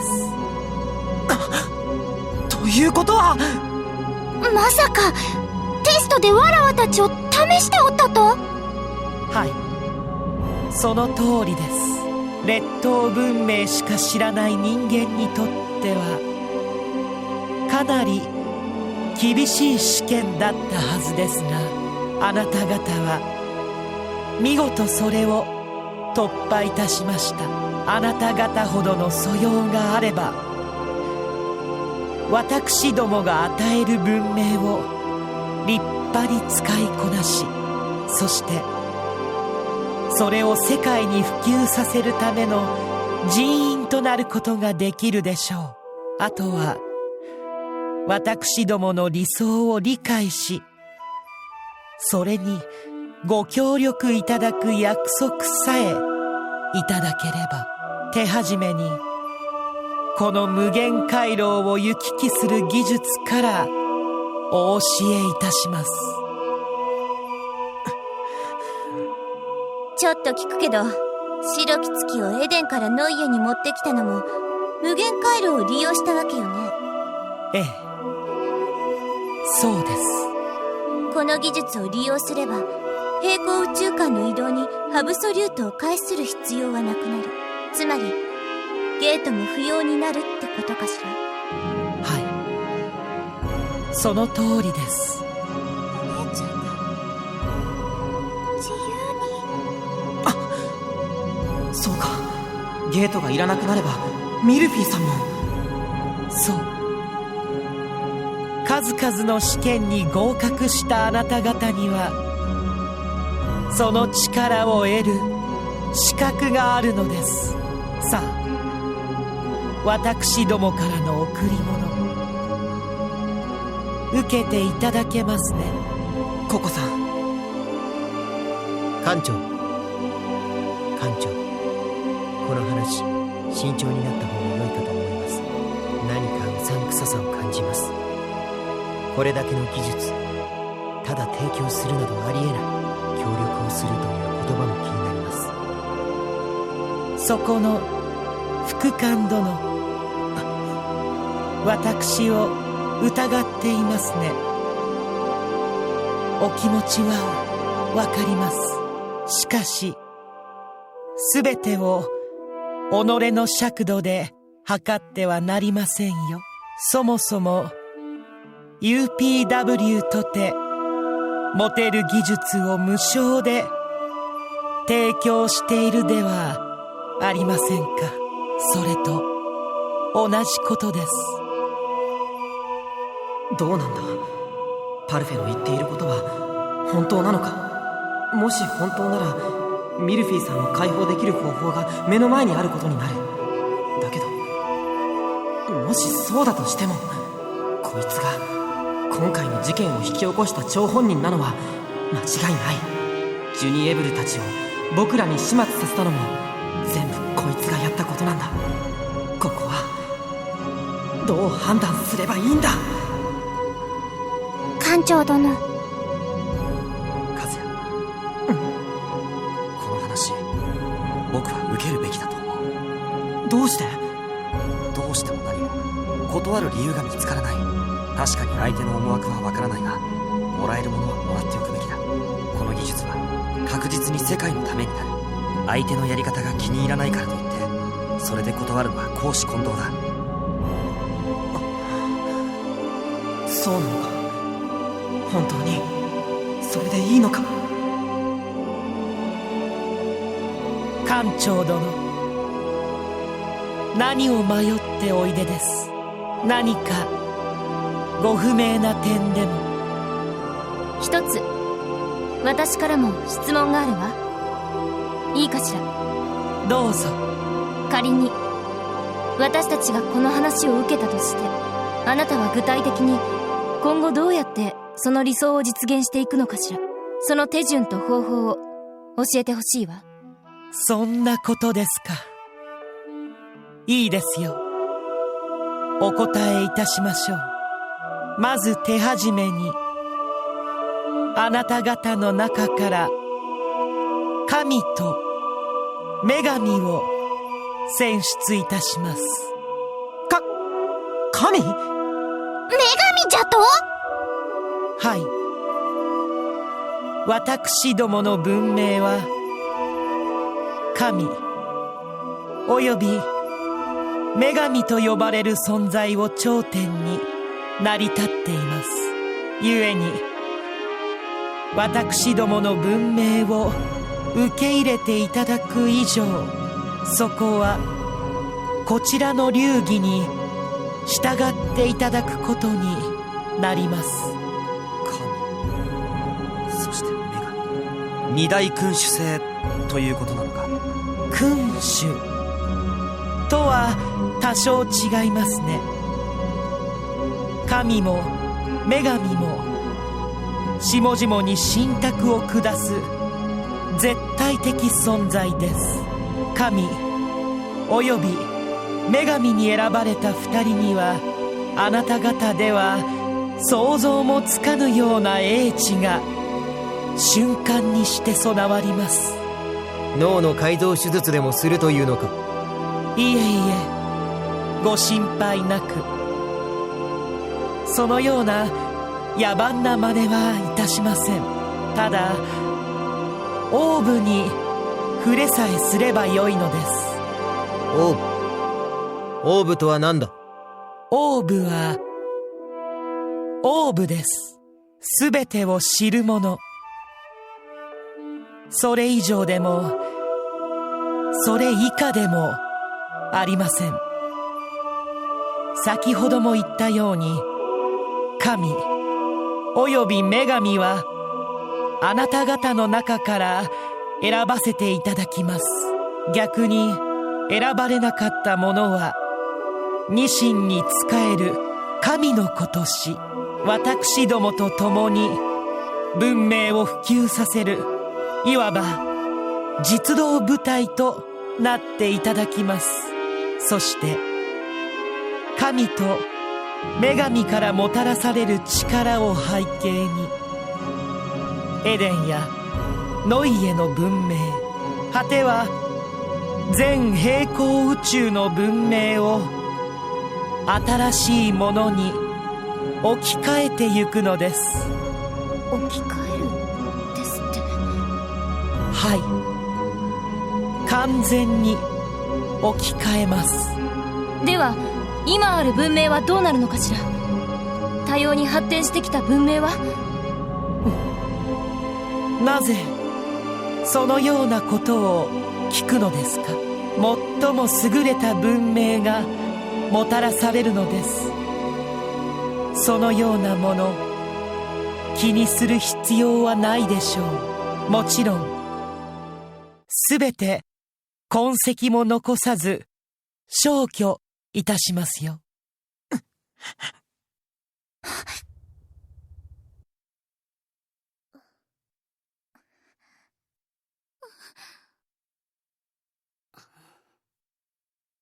なるほどね。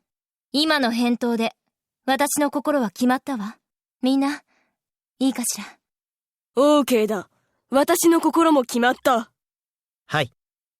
艦長のお心のままに。私もココさんの判断を信じます。艦長はそっちじゃからな。じゃが考えは一緒であろう。ココさん、きっとみんな同じ意見ですわ。なのも OK なのだ。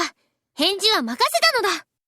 聞く前から予想できるけど、とにかく言ってやったら。おや、任せたぜ、ココ。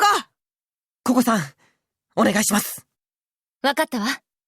それじゃあ待ってください。ロゼル？ロゼル君？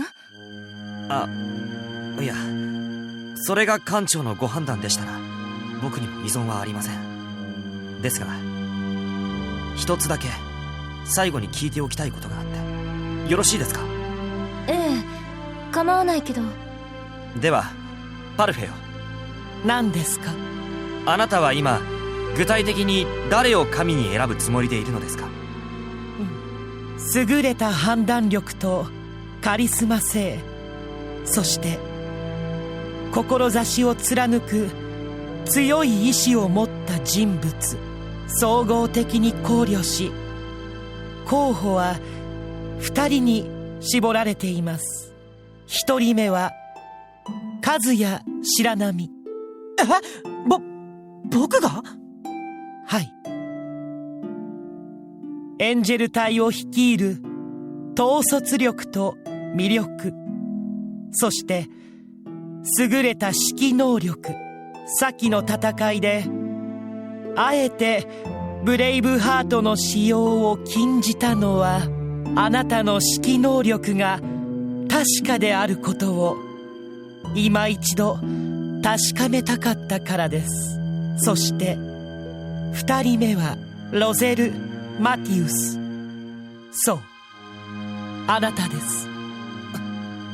あなたに関しては優れた個人能力を評価させていただきました。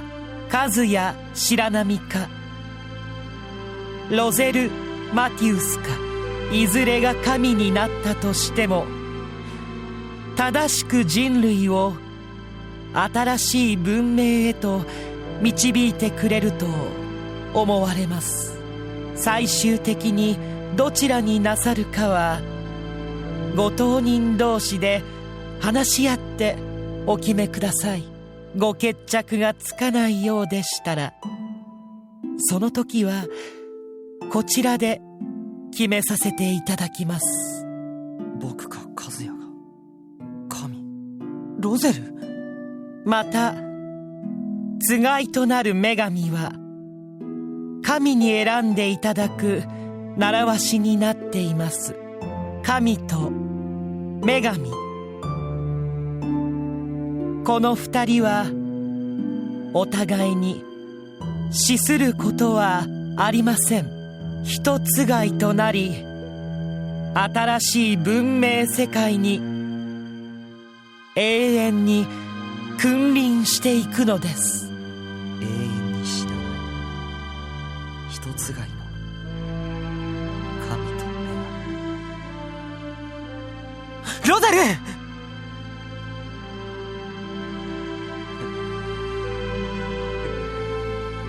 これマティウス？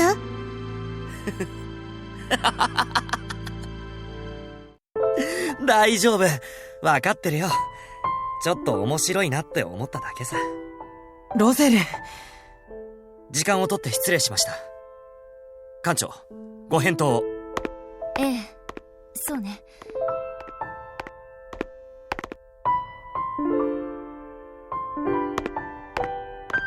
あれ？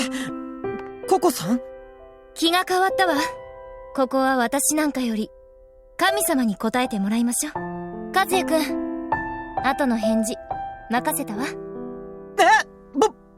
僕？それはいい。頼むよ隊長。好きにしたら？こんなチャンス二度とないわよ。そう？和也、思った通り言うがよい。わらわはそちの判断を信じよう。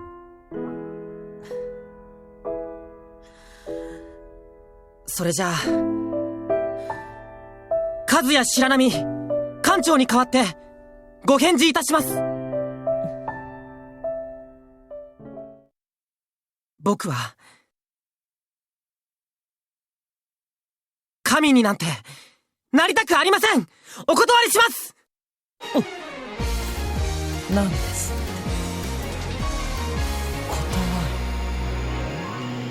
断る？確認のためもう一度おっしゃっていただけますか？あなたが与えようという無限回廊の技術、その他様々な先進技術、そして僕かロゼルが神となり新しい世界の支配者として君臨していく。ルクシオールはそんな世界を作ることに協力できません。あなたは僕たち UPW の活動を持ち出し、自分もそれと同じだという。でもそれは違う。あなたは UPW を誤解している。それぞれの宇宙が独自の文明を復活させ、それぞれの力で支援を広げていく。いずれの文明も突出してしまうことのない共和的な平行宇宙ネットワーク、それが UPW の目指すものなのさ。 UPW がしていることは先進的な技術の押し付けじゃない。技術を提供することはあっても、それは単なる支援に過ぎないんだ。だけどあなたのやろうとしていることは邪悪だ。邪悪？そう。仮に高度な文明を与えられたとしても、それを使うのは今そこに住んでいる人たち。その人たちの築いてきた多様な文明を滅ぼしていいはずがない。目の前に理想郷が広がっているのですよ。あなたはそれを拒絶して全人類の幸福への道を断とうというのですか。今ある文明を破壊してその上に築く理想郷、僕たち人類にとってそれが幸福であるとは思えません。僕たちは僕たち自身の力で発展する道を選びます。よく言った。オーケーだ。それでこそ我々の隊長だ。はい、私もそう思います。やれやれ。すまぬなジュニエブル。そっちの最後の忠告、わらわには守れなんだ。まあ正直少しもったいない気もしないでもない。でも僕も賛成だ。強制的な支配なんてエンジェル隊の柄じゃない。街を壊して回るなんてごめんなのだ。私同じ気持ちです。というわけでこれが私たちの総意なの。残念ですけどね。信じがたい。そんな選択をするなど愚かすぎる。三皇たちがあれほど奪い合おうとした神の座、その価値が理解できないのか。ならばここにいる者たちは皆イレギュラーなのか。そうか、イレギュラーならば消さねばならない。不純物は取り除いてしまわなくてはオーブの計画に支障が生じる。イレギュラー排除実行。排除実行、つまり戦うということよね。みんなごめん。これが僕の答えなんだ。抜かすでない。わらわたち全員の判断じゃ。そうだね。よし。みんな必ず勝つぞ。パルフェ艦の周囲に時空湾曲反応。ねじれた時空から次々と戦艦が出現してきます。時空の狭間に戦艦を隠しておくなんて洒落たことするじゃない。これも無限回廊の壁の力。パルフェ艦の周囲には強力なエネルギーシールドがあるようです。距離があるため詳細なデータは不明ですが、シールドの強度としてはおそらく先の影の月に匹敵するものと予想されます。それなら私たちの取る作戦は一つ。ブリーフィングルームに集合よ。了解なのだ。みんな、敵は今ある私たちの文明を破壊し自分たちの先進文明を押し付けようとしている。私たちは UPW として絶対にこれを阻止しなくてはいけないわ。こうなった以上遠慮は無用。目標はパルフェ艦の撃破。いいわね。了解。ただしパルフェ艦の周りには非常に強力なエネルギーシールドがあり、直接攻撃を加えたところでおそらくびくともしないでしょう。このシールドを破れる兵器が私たちにあるとしたら、それはただ一つ、デュアルクロノブレイクキャノン。そうです。でも確実に相手のシールドに当てるためにはある程度の射程まで近づかなければいけない。今からそのための作戦を説明します。これがミッションエリアのスキャン結果よ。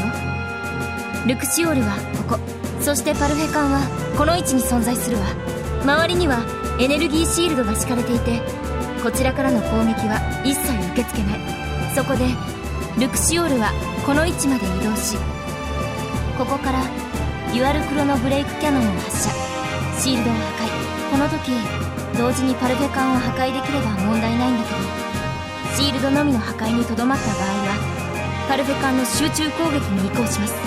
よって今回のミッション目標はルクシオールをこのエリアまで到達させること。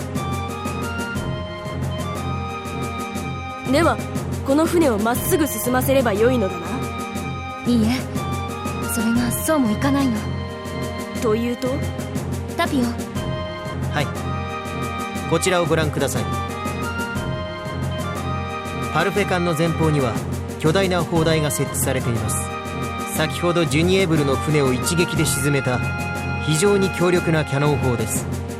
そうか、もしこれに撃ち抜かれでもしたら。はい、どれほどのダメージを受けるか予想もつきません。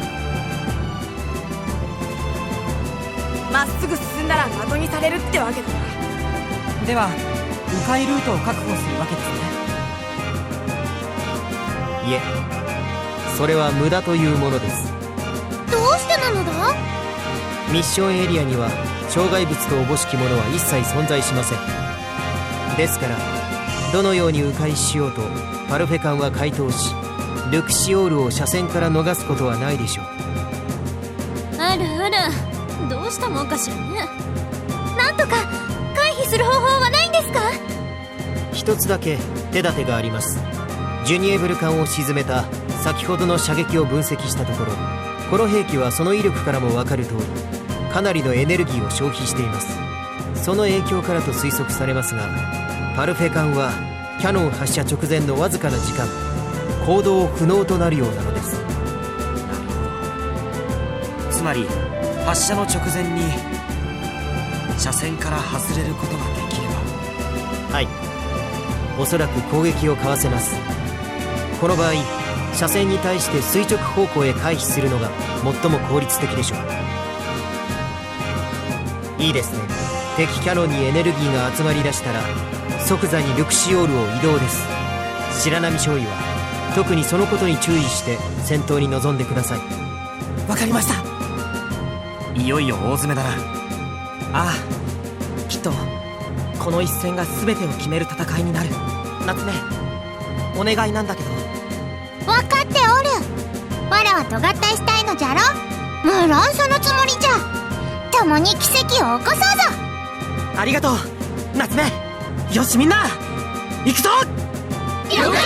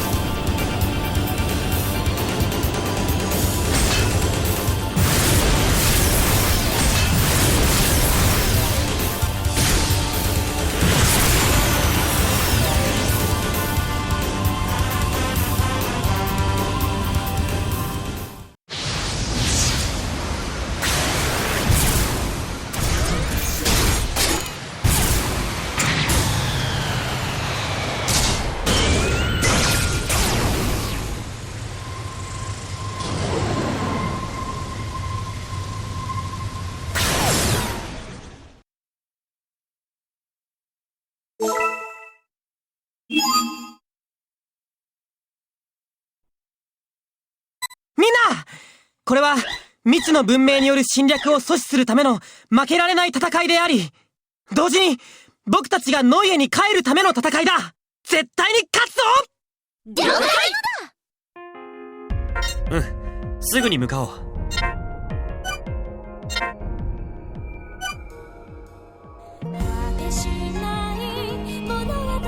承知したわ。心得た。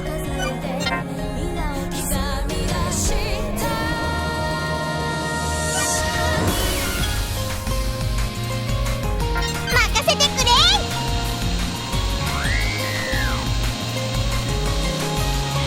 そりゃ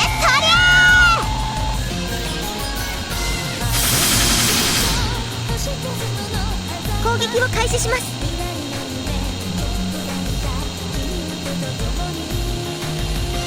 敵にダメージを与えました。よ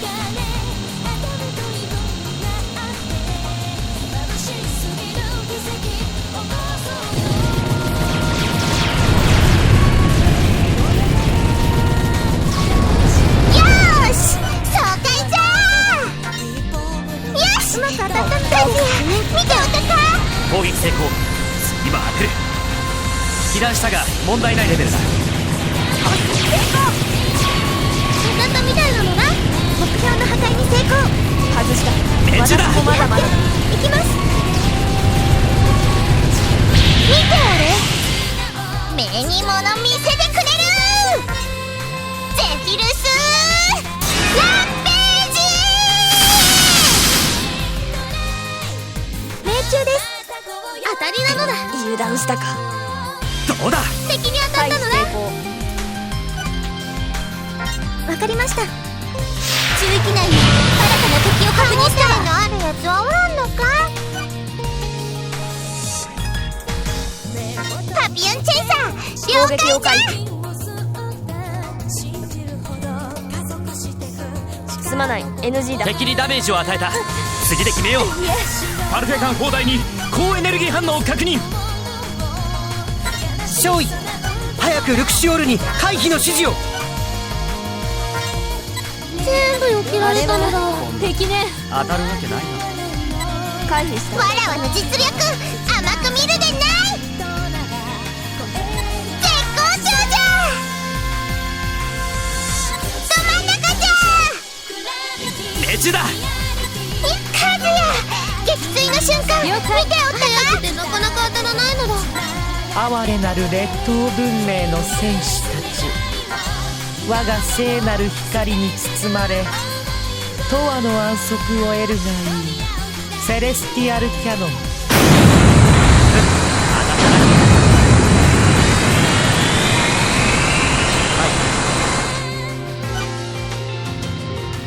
大船に乗った気でいるがよい。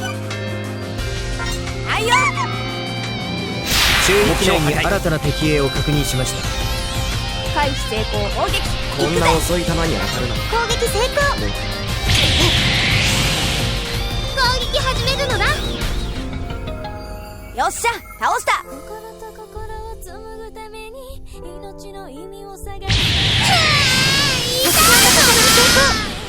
敵を見つけました。いい具合に着弾したわ。フォートダイバー。まだ耐えられる。敵を発見した。敵を発見。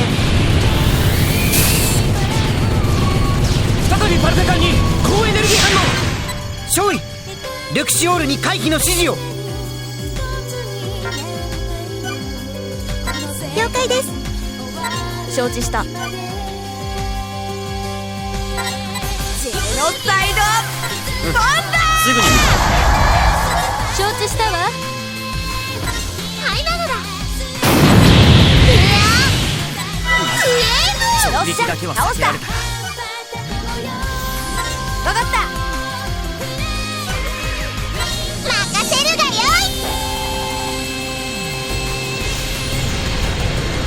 セレスティアルキャノン発射。残りエネルギー半分になったわ。僕の腕なら余裕さ。敵にエネルギーが半分なのだ。攻撃成功なのだ。中域内に新たな敵を確認したわ。了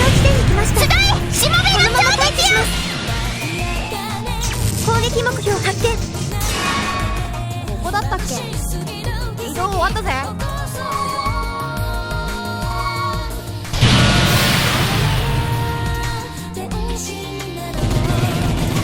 当たったみたいなのね。指定座標についたわ。オリーブラッド、目標に到達した。攻撃目標を確認。承知したわ。エネルギーあと半分だ。攻撃成功。はい、成功。敵に当たったのだ。よく当たるの。回避できたのだ。ど真ん中じゃ。パルフェ艦より高エネルギー反応。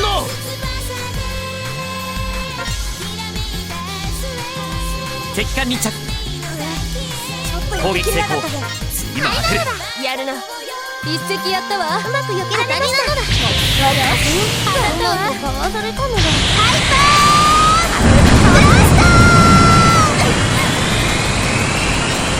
敵を破壊しました。やるな。かわされた。オリーブラッド、補給に戻る。セレスティアルキャノン発射。回避に失敗。総員衝撃に備えよ。了解。敵一体を排除。今ので攻撃とは甘く見たものじゃな。回避したわ。今のは少し聞いたわ。誰がこの船を設計したので機内に新たな敵を確認したわ。全部避けられたのだ。回避成功。いい感じよ。さすがにオフサイド。一度船に帰る。まだ大丈夫よ。体勢を立て直して。倒した。エネルギーが規定値以下になりました。よし、敵を見守ります。回避に失敗。エネルギーが規定値を割った。補給に戻る。今のは聞いたのね。敵にダメージを与えた。損傷箇所を調べて。次で決めよう。攻撃を回避。パルフェ艦より高エネルギー反応。注意機内に新たな敵を確認したわ。了解。承知したわ。ジャストヒット。ざっと了解。了解。了解。当たりなのだ。もう燃料が心もとない。補給を要請したい。了解。被弾したわ。了解。セレスティアルキャノン発射。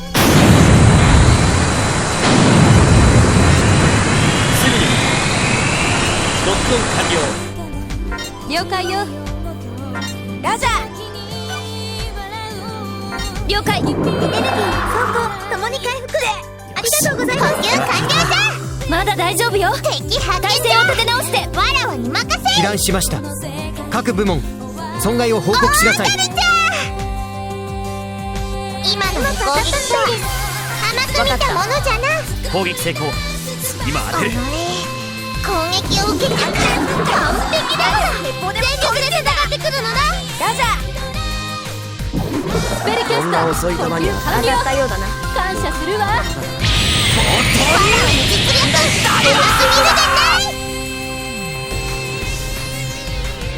ターゲットを見つけ。うまく避けられました。オリーブラッド、攻撃に向かう。パルフェ艦より高エネルギー反応。当たりなのだ。はい。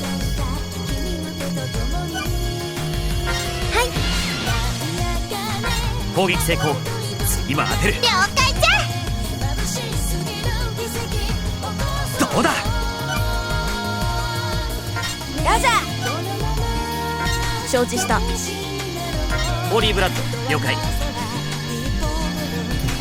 今ので攻撃とは甘く見たものじゃな。避けきれない。セレスティアルキャノン発射。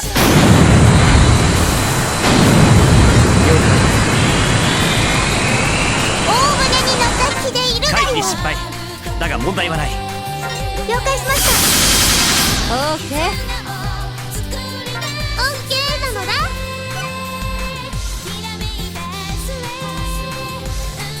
ああ、了解だ。了解した。私の秘技を見せよう。わかった。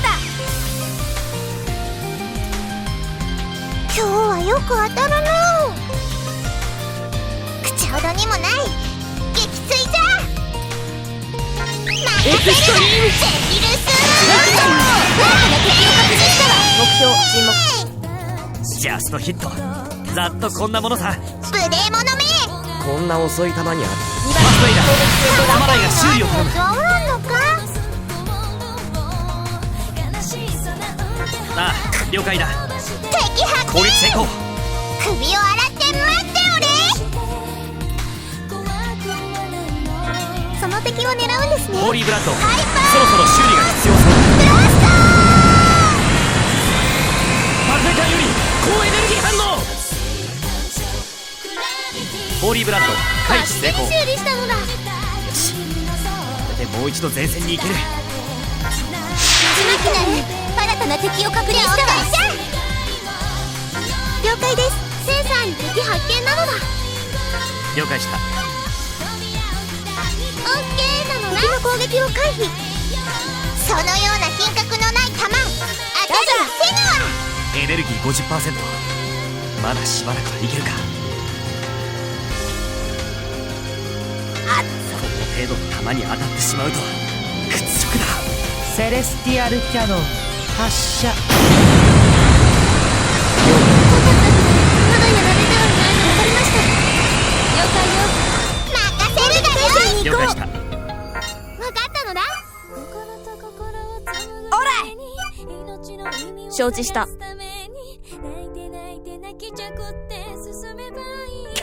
攻撃当たったみたいなのだ。命中したみたいね。ちょっと避けきれなかったぜ。おーかりちゃん。攻撃に成功した。よい攻撃せろ。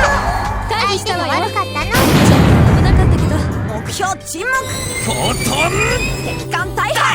行くぜ。外した。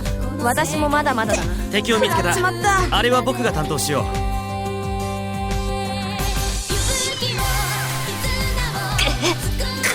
隊長、自己判断で補給に戻るぞ。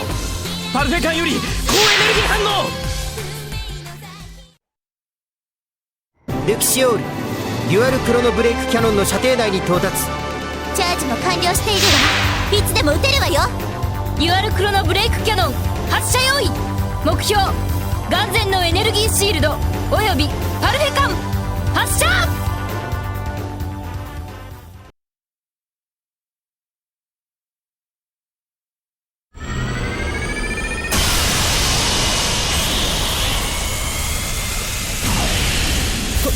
これは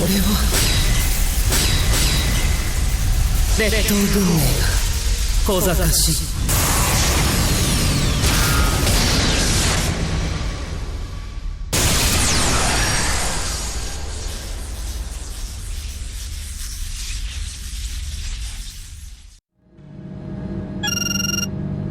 エネルギー反応消滅。シールドの破壊に成功しました。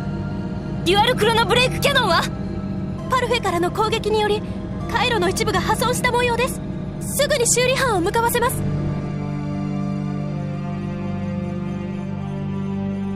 れは驚きました。全くもって驚嘆に値します。正直やられるとは思いませんでした。長い時間を待った甲斐があります。よくぞここまで育ってくれました。しかし惜しい、実に惜しい。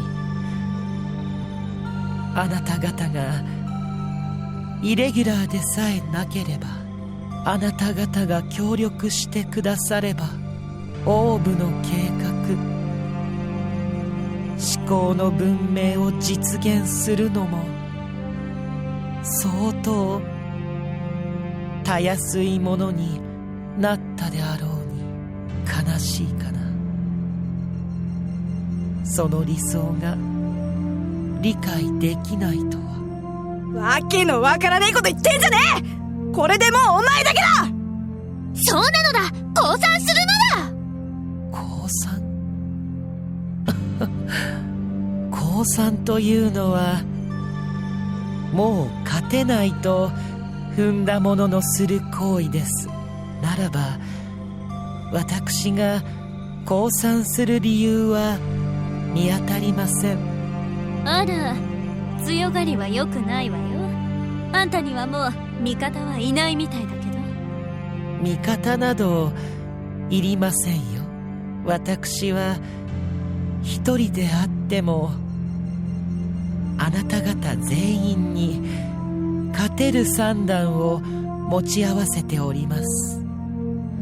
まだ戦うつもりなのか？はったりなの？それとも本気？わからないわ。ともかくキャノンの修理を急いで。了解。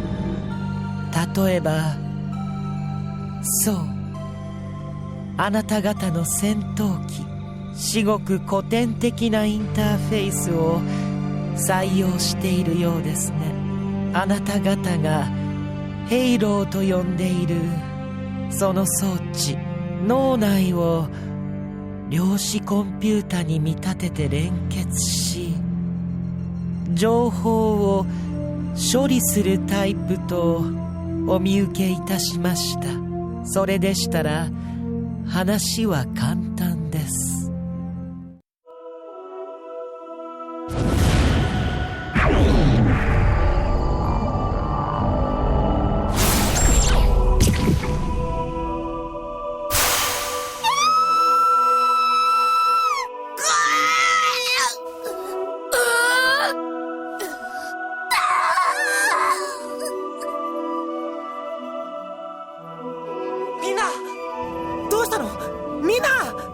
ダメだ、応がない。みんな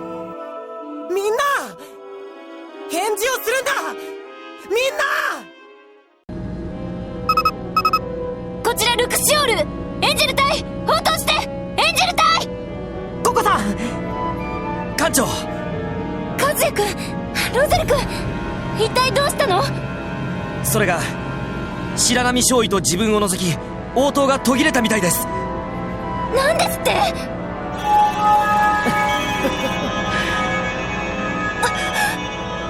何、大したことではありません。人間の脳をスキャンすることでクロノストリングを制御するヘイロー、そのスキャンの流れをほんの一瞬逆流させただけですよ。逆流ですって？つまりヘイロー側からパイロットの脳にバックファイヤーを起こさせたということね。はい、そういうことです。みんなしっかりしろ。みんなご安心ください。逆流はごく一瞬のこと。あなた方の技術であっても適切な措置を取れば蘇生できるでしょう。さて、これでお分かりでしょう。あなた方の脆弱な技術など私どもの足元にも及ばないものだということがおとなしく私の申し出を受け入れていればこちらの世界に来ることもできたはず。本当に残念ですよ。夏目、返事をしてくれ。夏目ですが、計画の支障になるイレギュラーは決しておかねばなりません。それが野放しにできない力を持ったイレギュラーならなおさらのこと。和也、危ない！まずは和也、白波、あなたから消えていただきましょう。和也！愚かなる劣等文明の戦士たちよ、散りなさい。和也、分離しろ！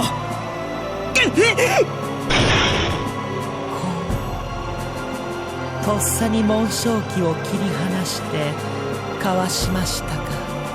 夏目、目を覚ましてくれ。夏目。ナッツミルク艦長、もう一度デュアルクロノブレイクキャノンを。分かってるわ。でも破損箇所の修理にまだ時間が。悪あがきはおよしなさい。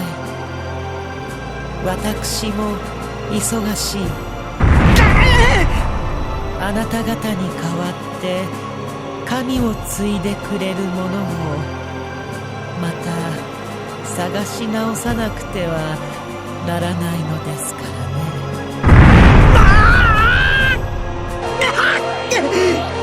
ダメだ、装甲がもう持たない。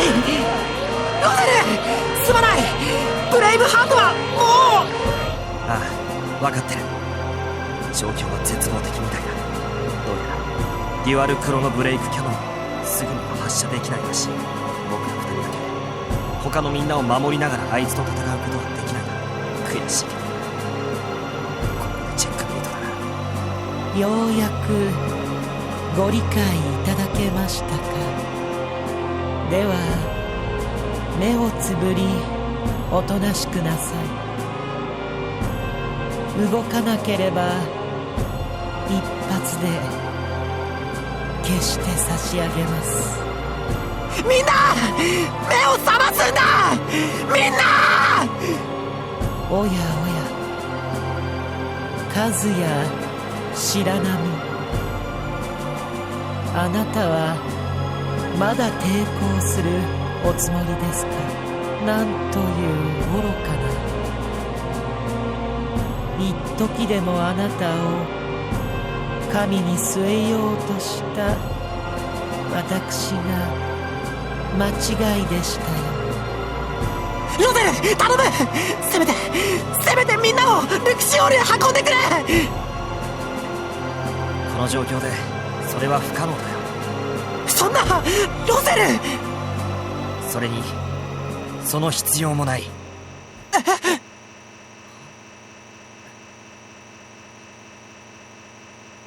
カズヤ、ここからできるだけ離れるんだ。ロゼル、何をするつもりだ。カズヤ、いいかい。夏目はずっと君が守るんだよ。君にしかできないことだ。忘れるな。ロゼル、何をする気だ。おいロゼル。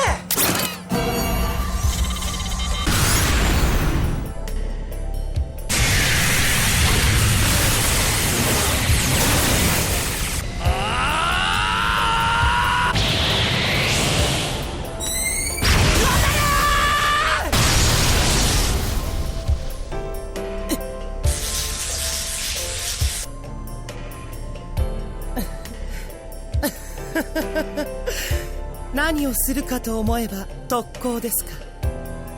なんと原始的な。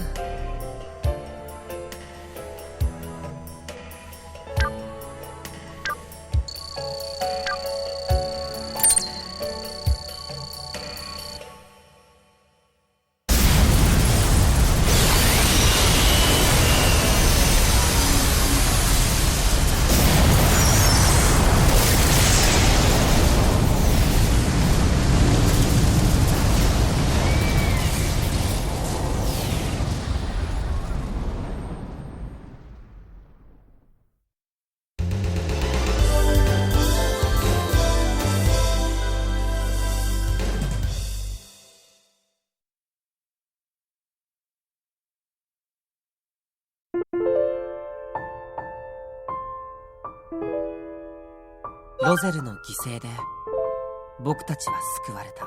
そしてモルデン先生の治療によりエンジェルたちも皆無事に意識を取り戻した。僕たちは元来た道を逆にたどり、無限回廊を脱出、ノイエへと帰ることができた。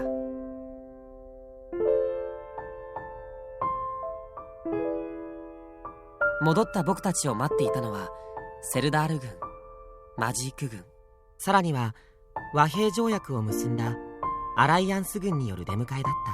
僕の罪はソルダム陛下たちの計らいによって全て許され、引き続きエンジェル隊に残れることになった。それから半月、無限回廊への入り口はその後自然に塞がってしまい、新たな調査隊を派遣することはできなくなった。そして今、全宇宙は英雄ロゼルを称える声であふれている。2階級特進ロゼル・マティウス隊。僕たちの心は晴れなかったけど、でもその心の傷を癒す出来事も少しだけあったんだ。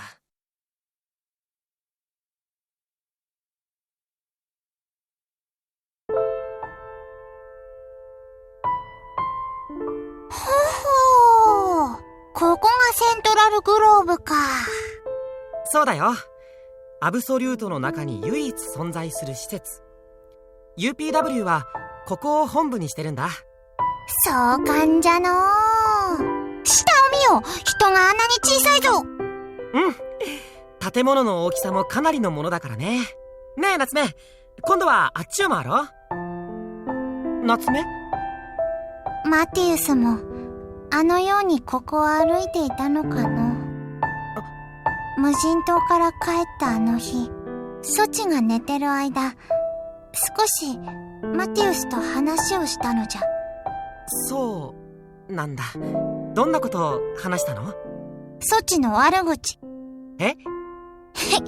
言うたのはマティウスの方じゃ。わらわをさらった和也の行動について手厳しく批判しておった。隊長として軽率で配慮に書くとな。いや、厳しいな。でも確かにそうだよね。それは反論できないや。わらわは反論した。マティウスのように憂いておるだけのおの子より、無茶でも行動した和也の方が立派じゃと、そう言ってやったのじゃ。しかしそれがいけなかったかの。え？行動するのが偉いとは言うたが、まさか特攻しようとは。わらわは決してそんなつもりでは。夏目、大丈夫だよ夏目。それは関係ない。ロゼルは僕たちを守ってくれたんだ。あの状況じゃああする以外に方法がなかった。彼にはそれが分かってたのさ。そうかの？そうだとも。僕は隊長だよ。部下の気持ちくらい分からなきゃ務まらないよ。誠にか？は？誠さ。では証明してみせよ。え、証明？あれ、夏目。和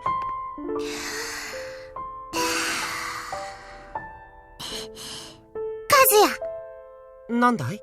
今のわらわの気持ちを当ててみよ。それができたらソチの言葉を信じよう。いいよ。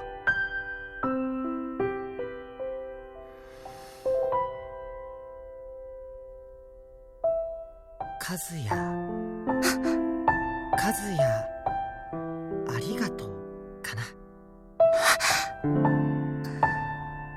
あれ、外れ？いや、よかろう。ソチを信じよう。ま、ギリギリではあったがな。ギリギリ？正確な答えを聞きたいか？うん。では耳を貸せ。本当はの、和也、ありがとう。愛しておる。じゃ、わかったか？これからもずっとわらわと共に歩むのじゃ。よいな。夏目。ああ、もちろん僕も君を愛しているよ夏目。和也。へえ、これが噂のカップルか。マイヤーズ！和也、見せてくれるね。てっきり君は奥手なのかと思ってたけど。一体いつからいたんだ？いやー、おとなしい顔しておいて、まさか陛下から婚約者を略奪しちゃうなんてね。もうびっくりしちゃったよ。ごめんなさい。いいっていいって。可愛い後輩にも彼女ができたし、ついでに和平も結ばれたしね。目的とついでが逆なんじゃ。 UPW 長官としては微妙じゃな。何よ今さら。古今東西俺ほど微妙な長官もいないぞ。言っちゃった。では今もサボりか。ああ、いやいや、今日はちゃんと用事があって来たんだ。まず今回の件で君たちにお礼を言いたくてね。お礼？ああよくぞ戻ってくれた。ありがとう。いえいえ、礼を言われるようなことではない。いや、抗うことのできない要求だったとはいえ、君たちだけを無限回廊に飛び込ませるのは正直忍びなかった。本当によかったよ、戻ってきてくれて。長官。マイヤーズ。じゃが安心するのは早かろう。そうだね、まだこの戦いは終わってない、そんな気がします。ああ、俺もそう思う。報告書を読む限りでは敵にはまだまだ謎が多い。オーブの計画というパルフェの言葉、そのパルフェが所属してたと思われるウィルという組織、今後第2第3のパルフェが現れる可能性は決して否定できない。でもまあそんなことを今気にしててもしょうがないさね。あ、ええ。無限回廊のことはノアが解析を進めてくれている。ノアさんが？なあ、随分と熱心に取り組んでるよ。また攻めてきても今回のようにはいかない。いや、させないさ。だろ？はい、もちろんです。よし、いい返事だ。いい返事ついでにいいニュースを教えよう。いいニュース？うん、実は本命はこっちでね。特に和也には聞かせたくて来たんだ。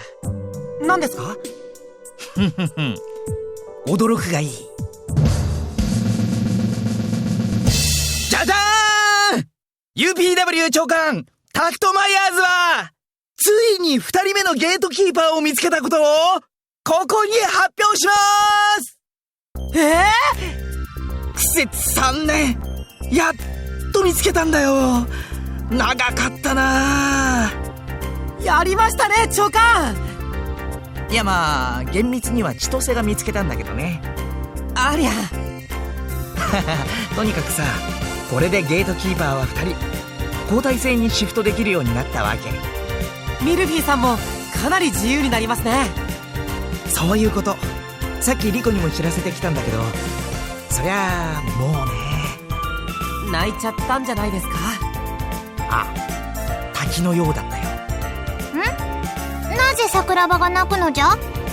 ああ、そっか、夏目は知らないんだっけ。ミルフィーさん、ゲートキーパーはリコのお姉さんなんだよ。なんと、そうであったのか。うん。で、ゲートキーパーはマスターコアから動けないから、ミルフィーさんは今までずっと不自由な思いをしてきたんだ。そういうこと。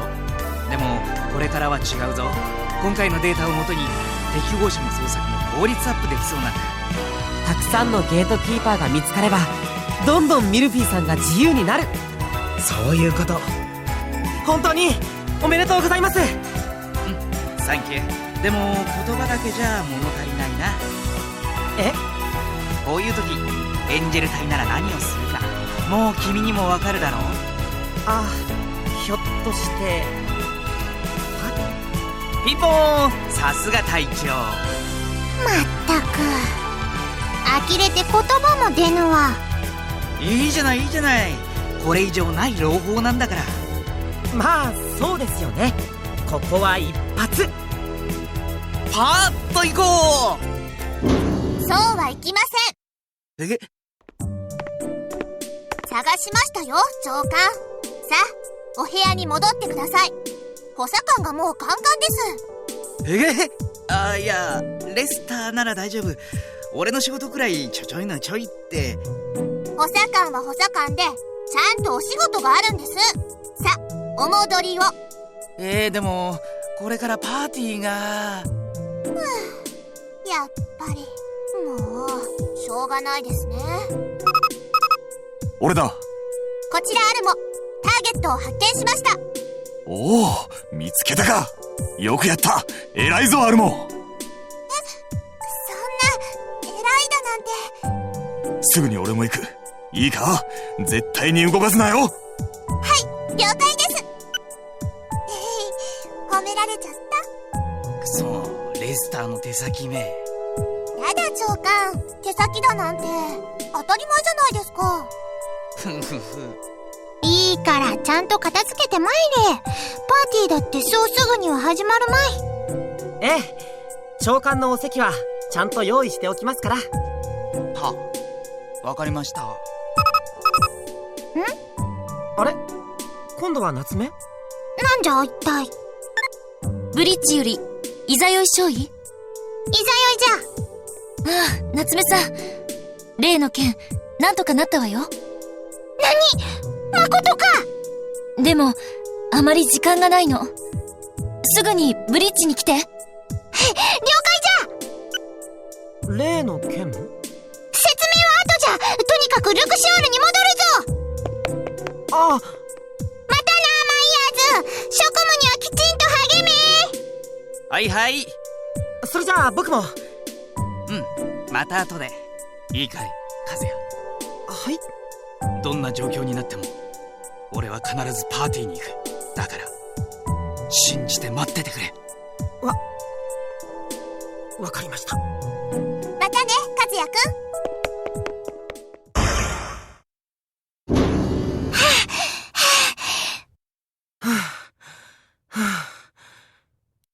夏目さん、本当にユズと話せるのじゃな？ええ、バッチリ。ユズ？アライアンスの第2位皇位継承者、ユズイザヨイ公爵、夏目さんの妹よ。そういえば妹がいるって。なんとか通信できないか、非公式に交渉を頼んでいたのじゃ。半ば諦めてはおったが、よもや実現しようとは。でもね、夏目さん、おそらく通信はこの一度きり。それも時間制限がついてるの。いや、十分じゃ。感謝するぞ、艦長殿。繋いでくれ。了解。通信開始します。プロトコル確認。ハンドシェイク完了。画面表示します。ルクシオールの皆様、このような機会を設けていただき、感謝の言葉もありません。このユズイザヨイ、心よりお礼申し上げます。ユズ、姉様、そのお声は姉様ですので。そうじゃユズ、バラワじゃ。姉様、なんとお変わりなく。ご出陣されたあの日より、姉様のことを思わぬ日はありませんでした。ゆずは、心配をかけたの。いいえ、姉様がお元気でしたら、もう、何も言うことはございませぬ。いや、そうはゆかぬ。本国におけるわらわの評判、この地にいても、なんとなくわかる。そちには、さぞ心労をかけていよう。姉様は、未だアライアンスでは、裏切り者とされています。報道も都合よく改ざんされ、真実を知る者はごく一部。民のほとんどは、姉様が本当に国を売ったと信じているのです。そうか。やはりの。ゆずは、悔しゅうてたまりませぬ。いくら誤解を解こうとしても、誰もわかってくれない。いえ、わかろうとする気さえない。それが口惜しくて、姉様に、申し訳なくて。良いのじゃ、ゆず。わらわが敵側に寝返ったわ。厳然たる事実。それについては、言い訳をする気もない。でも、それでは。それよりも、あまりわらわをかばうと、今度はそちの立場が危うくなる。そんなことはしてくれるな。それこそ、わらわの望むところではないぞ。A 様。状況はよくわかった。やはり、祖国には帰れぬのじゃな。いえ、護衛でしたらいくらでも。よいよい、覚悟はできておったのじゃ。今のわらわが帰っても、帰って国に混乱を招く。そのくらいなら、帰らぬ方が良いのじゃ。ゆずよ。次の工事はそっちが継げ。そっちであれば、わらわ以上に立派に収めていけるじゃろ。そんな、嫌でございます。工女にふさわしいのは姉様。姉様以外に考えられませぬ。重責を背負わせて、本当にすまぬ。じゃが、そちにしか託せぬのじゃ。工女としての最後の願い、国の安寧を守ってほしい。姉様。ゆずよ。我が賢き妹よ。お願いじゃ。頼まれてくれ。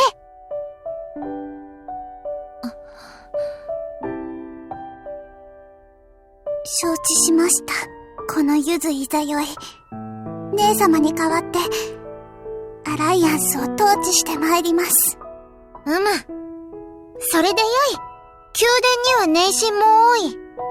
わらわが言えた義理ではないが、くれぐれも気をつけよ。はい。それから、体を大切にな。そちはよく風邪をひく。はい。姉様も、お元気で。まもなく制限時間です。夏目さん。泣くな、ゆず。わらわはの、今幸せじゃ。意外じゃろ？国を追われ、民に恨まれ、さぞや惨めと思いきや、実のところ、そんなことはないのじゃ。わらわはここで、友ができた。仲間ができた。そして、好きな女の子ができた。宮殿にいては得難い、いくつもの司法を、わらわはここで得たのじゃ。だから、とても幸せでおる。本当、なのですか？本当じゃ。じゃから、泣くことは何もない。達者でな。はい。姉様も、何年、いえ、何十年かかっても、連合の人々を、笑って迎え入れるような、姉様も、大手を振って戻れるような、そんな国づくりに努めてまいります。頼んだぞ。そちならできる。はい。それでは。さらばじゃ。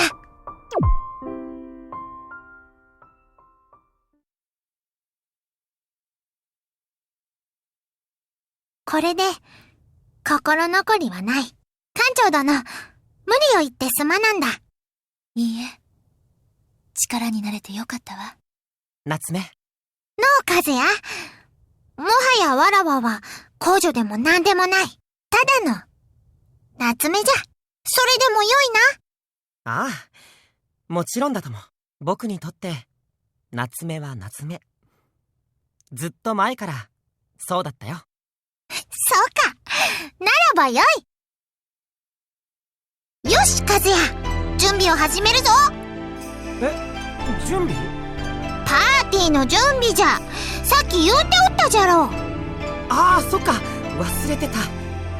まったく、良い頭じゃな。では、さっさとエンジェル隊を集めてこい。あれ？工女でもない人が命令ですか？そうじゃ。ただの夏目の命令じゃ。聞けぬなどとは言わせぬからの。もう、横暴だな。問答もよ。さあさあ、わらわについてまいれ。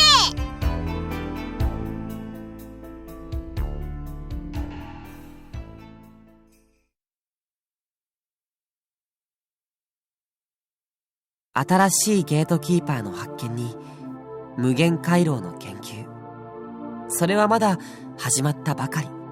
でも僕たちは一歩一歩歩き続ける。今まで通り、そしてこれからも。ロゼル、君が守り抜いたものがどうなっていくのか、それは誰にもわからないけど、間違いなく自らの意志と力で歩み続けるよ。だから見守っていてくれ、ロゼル。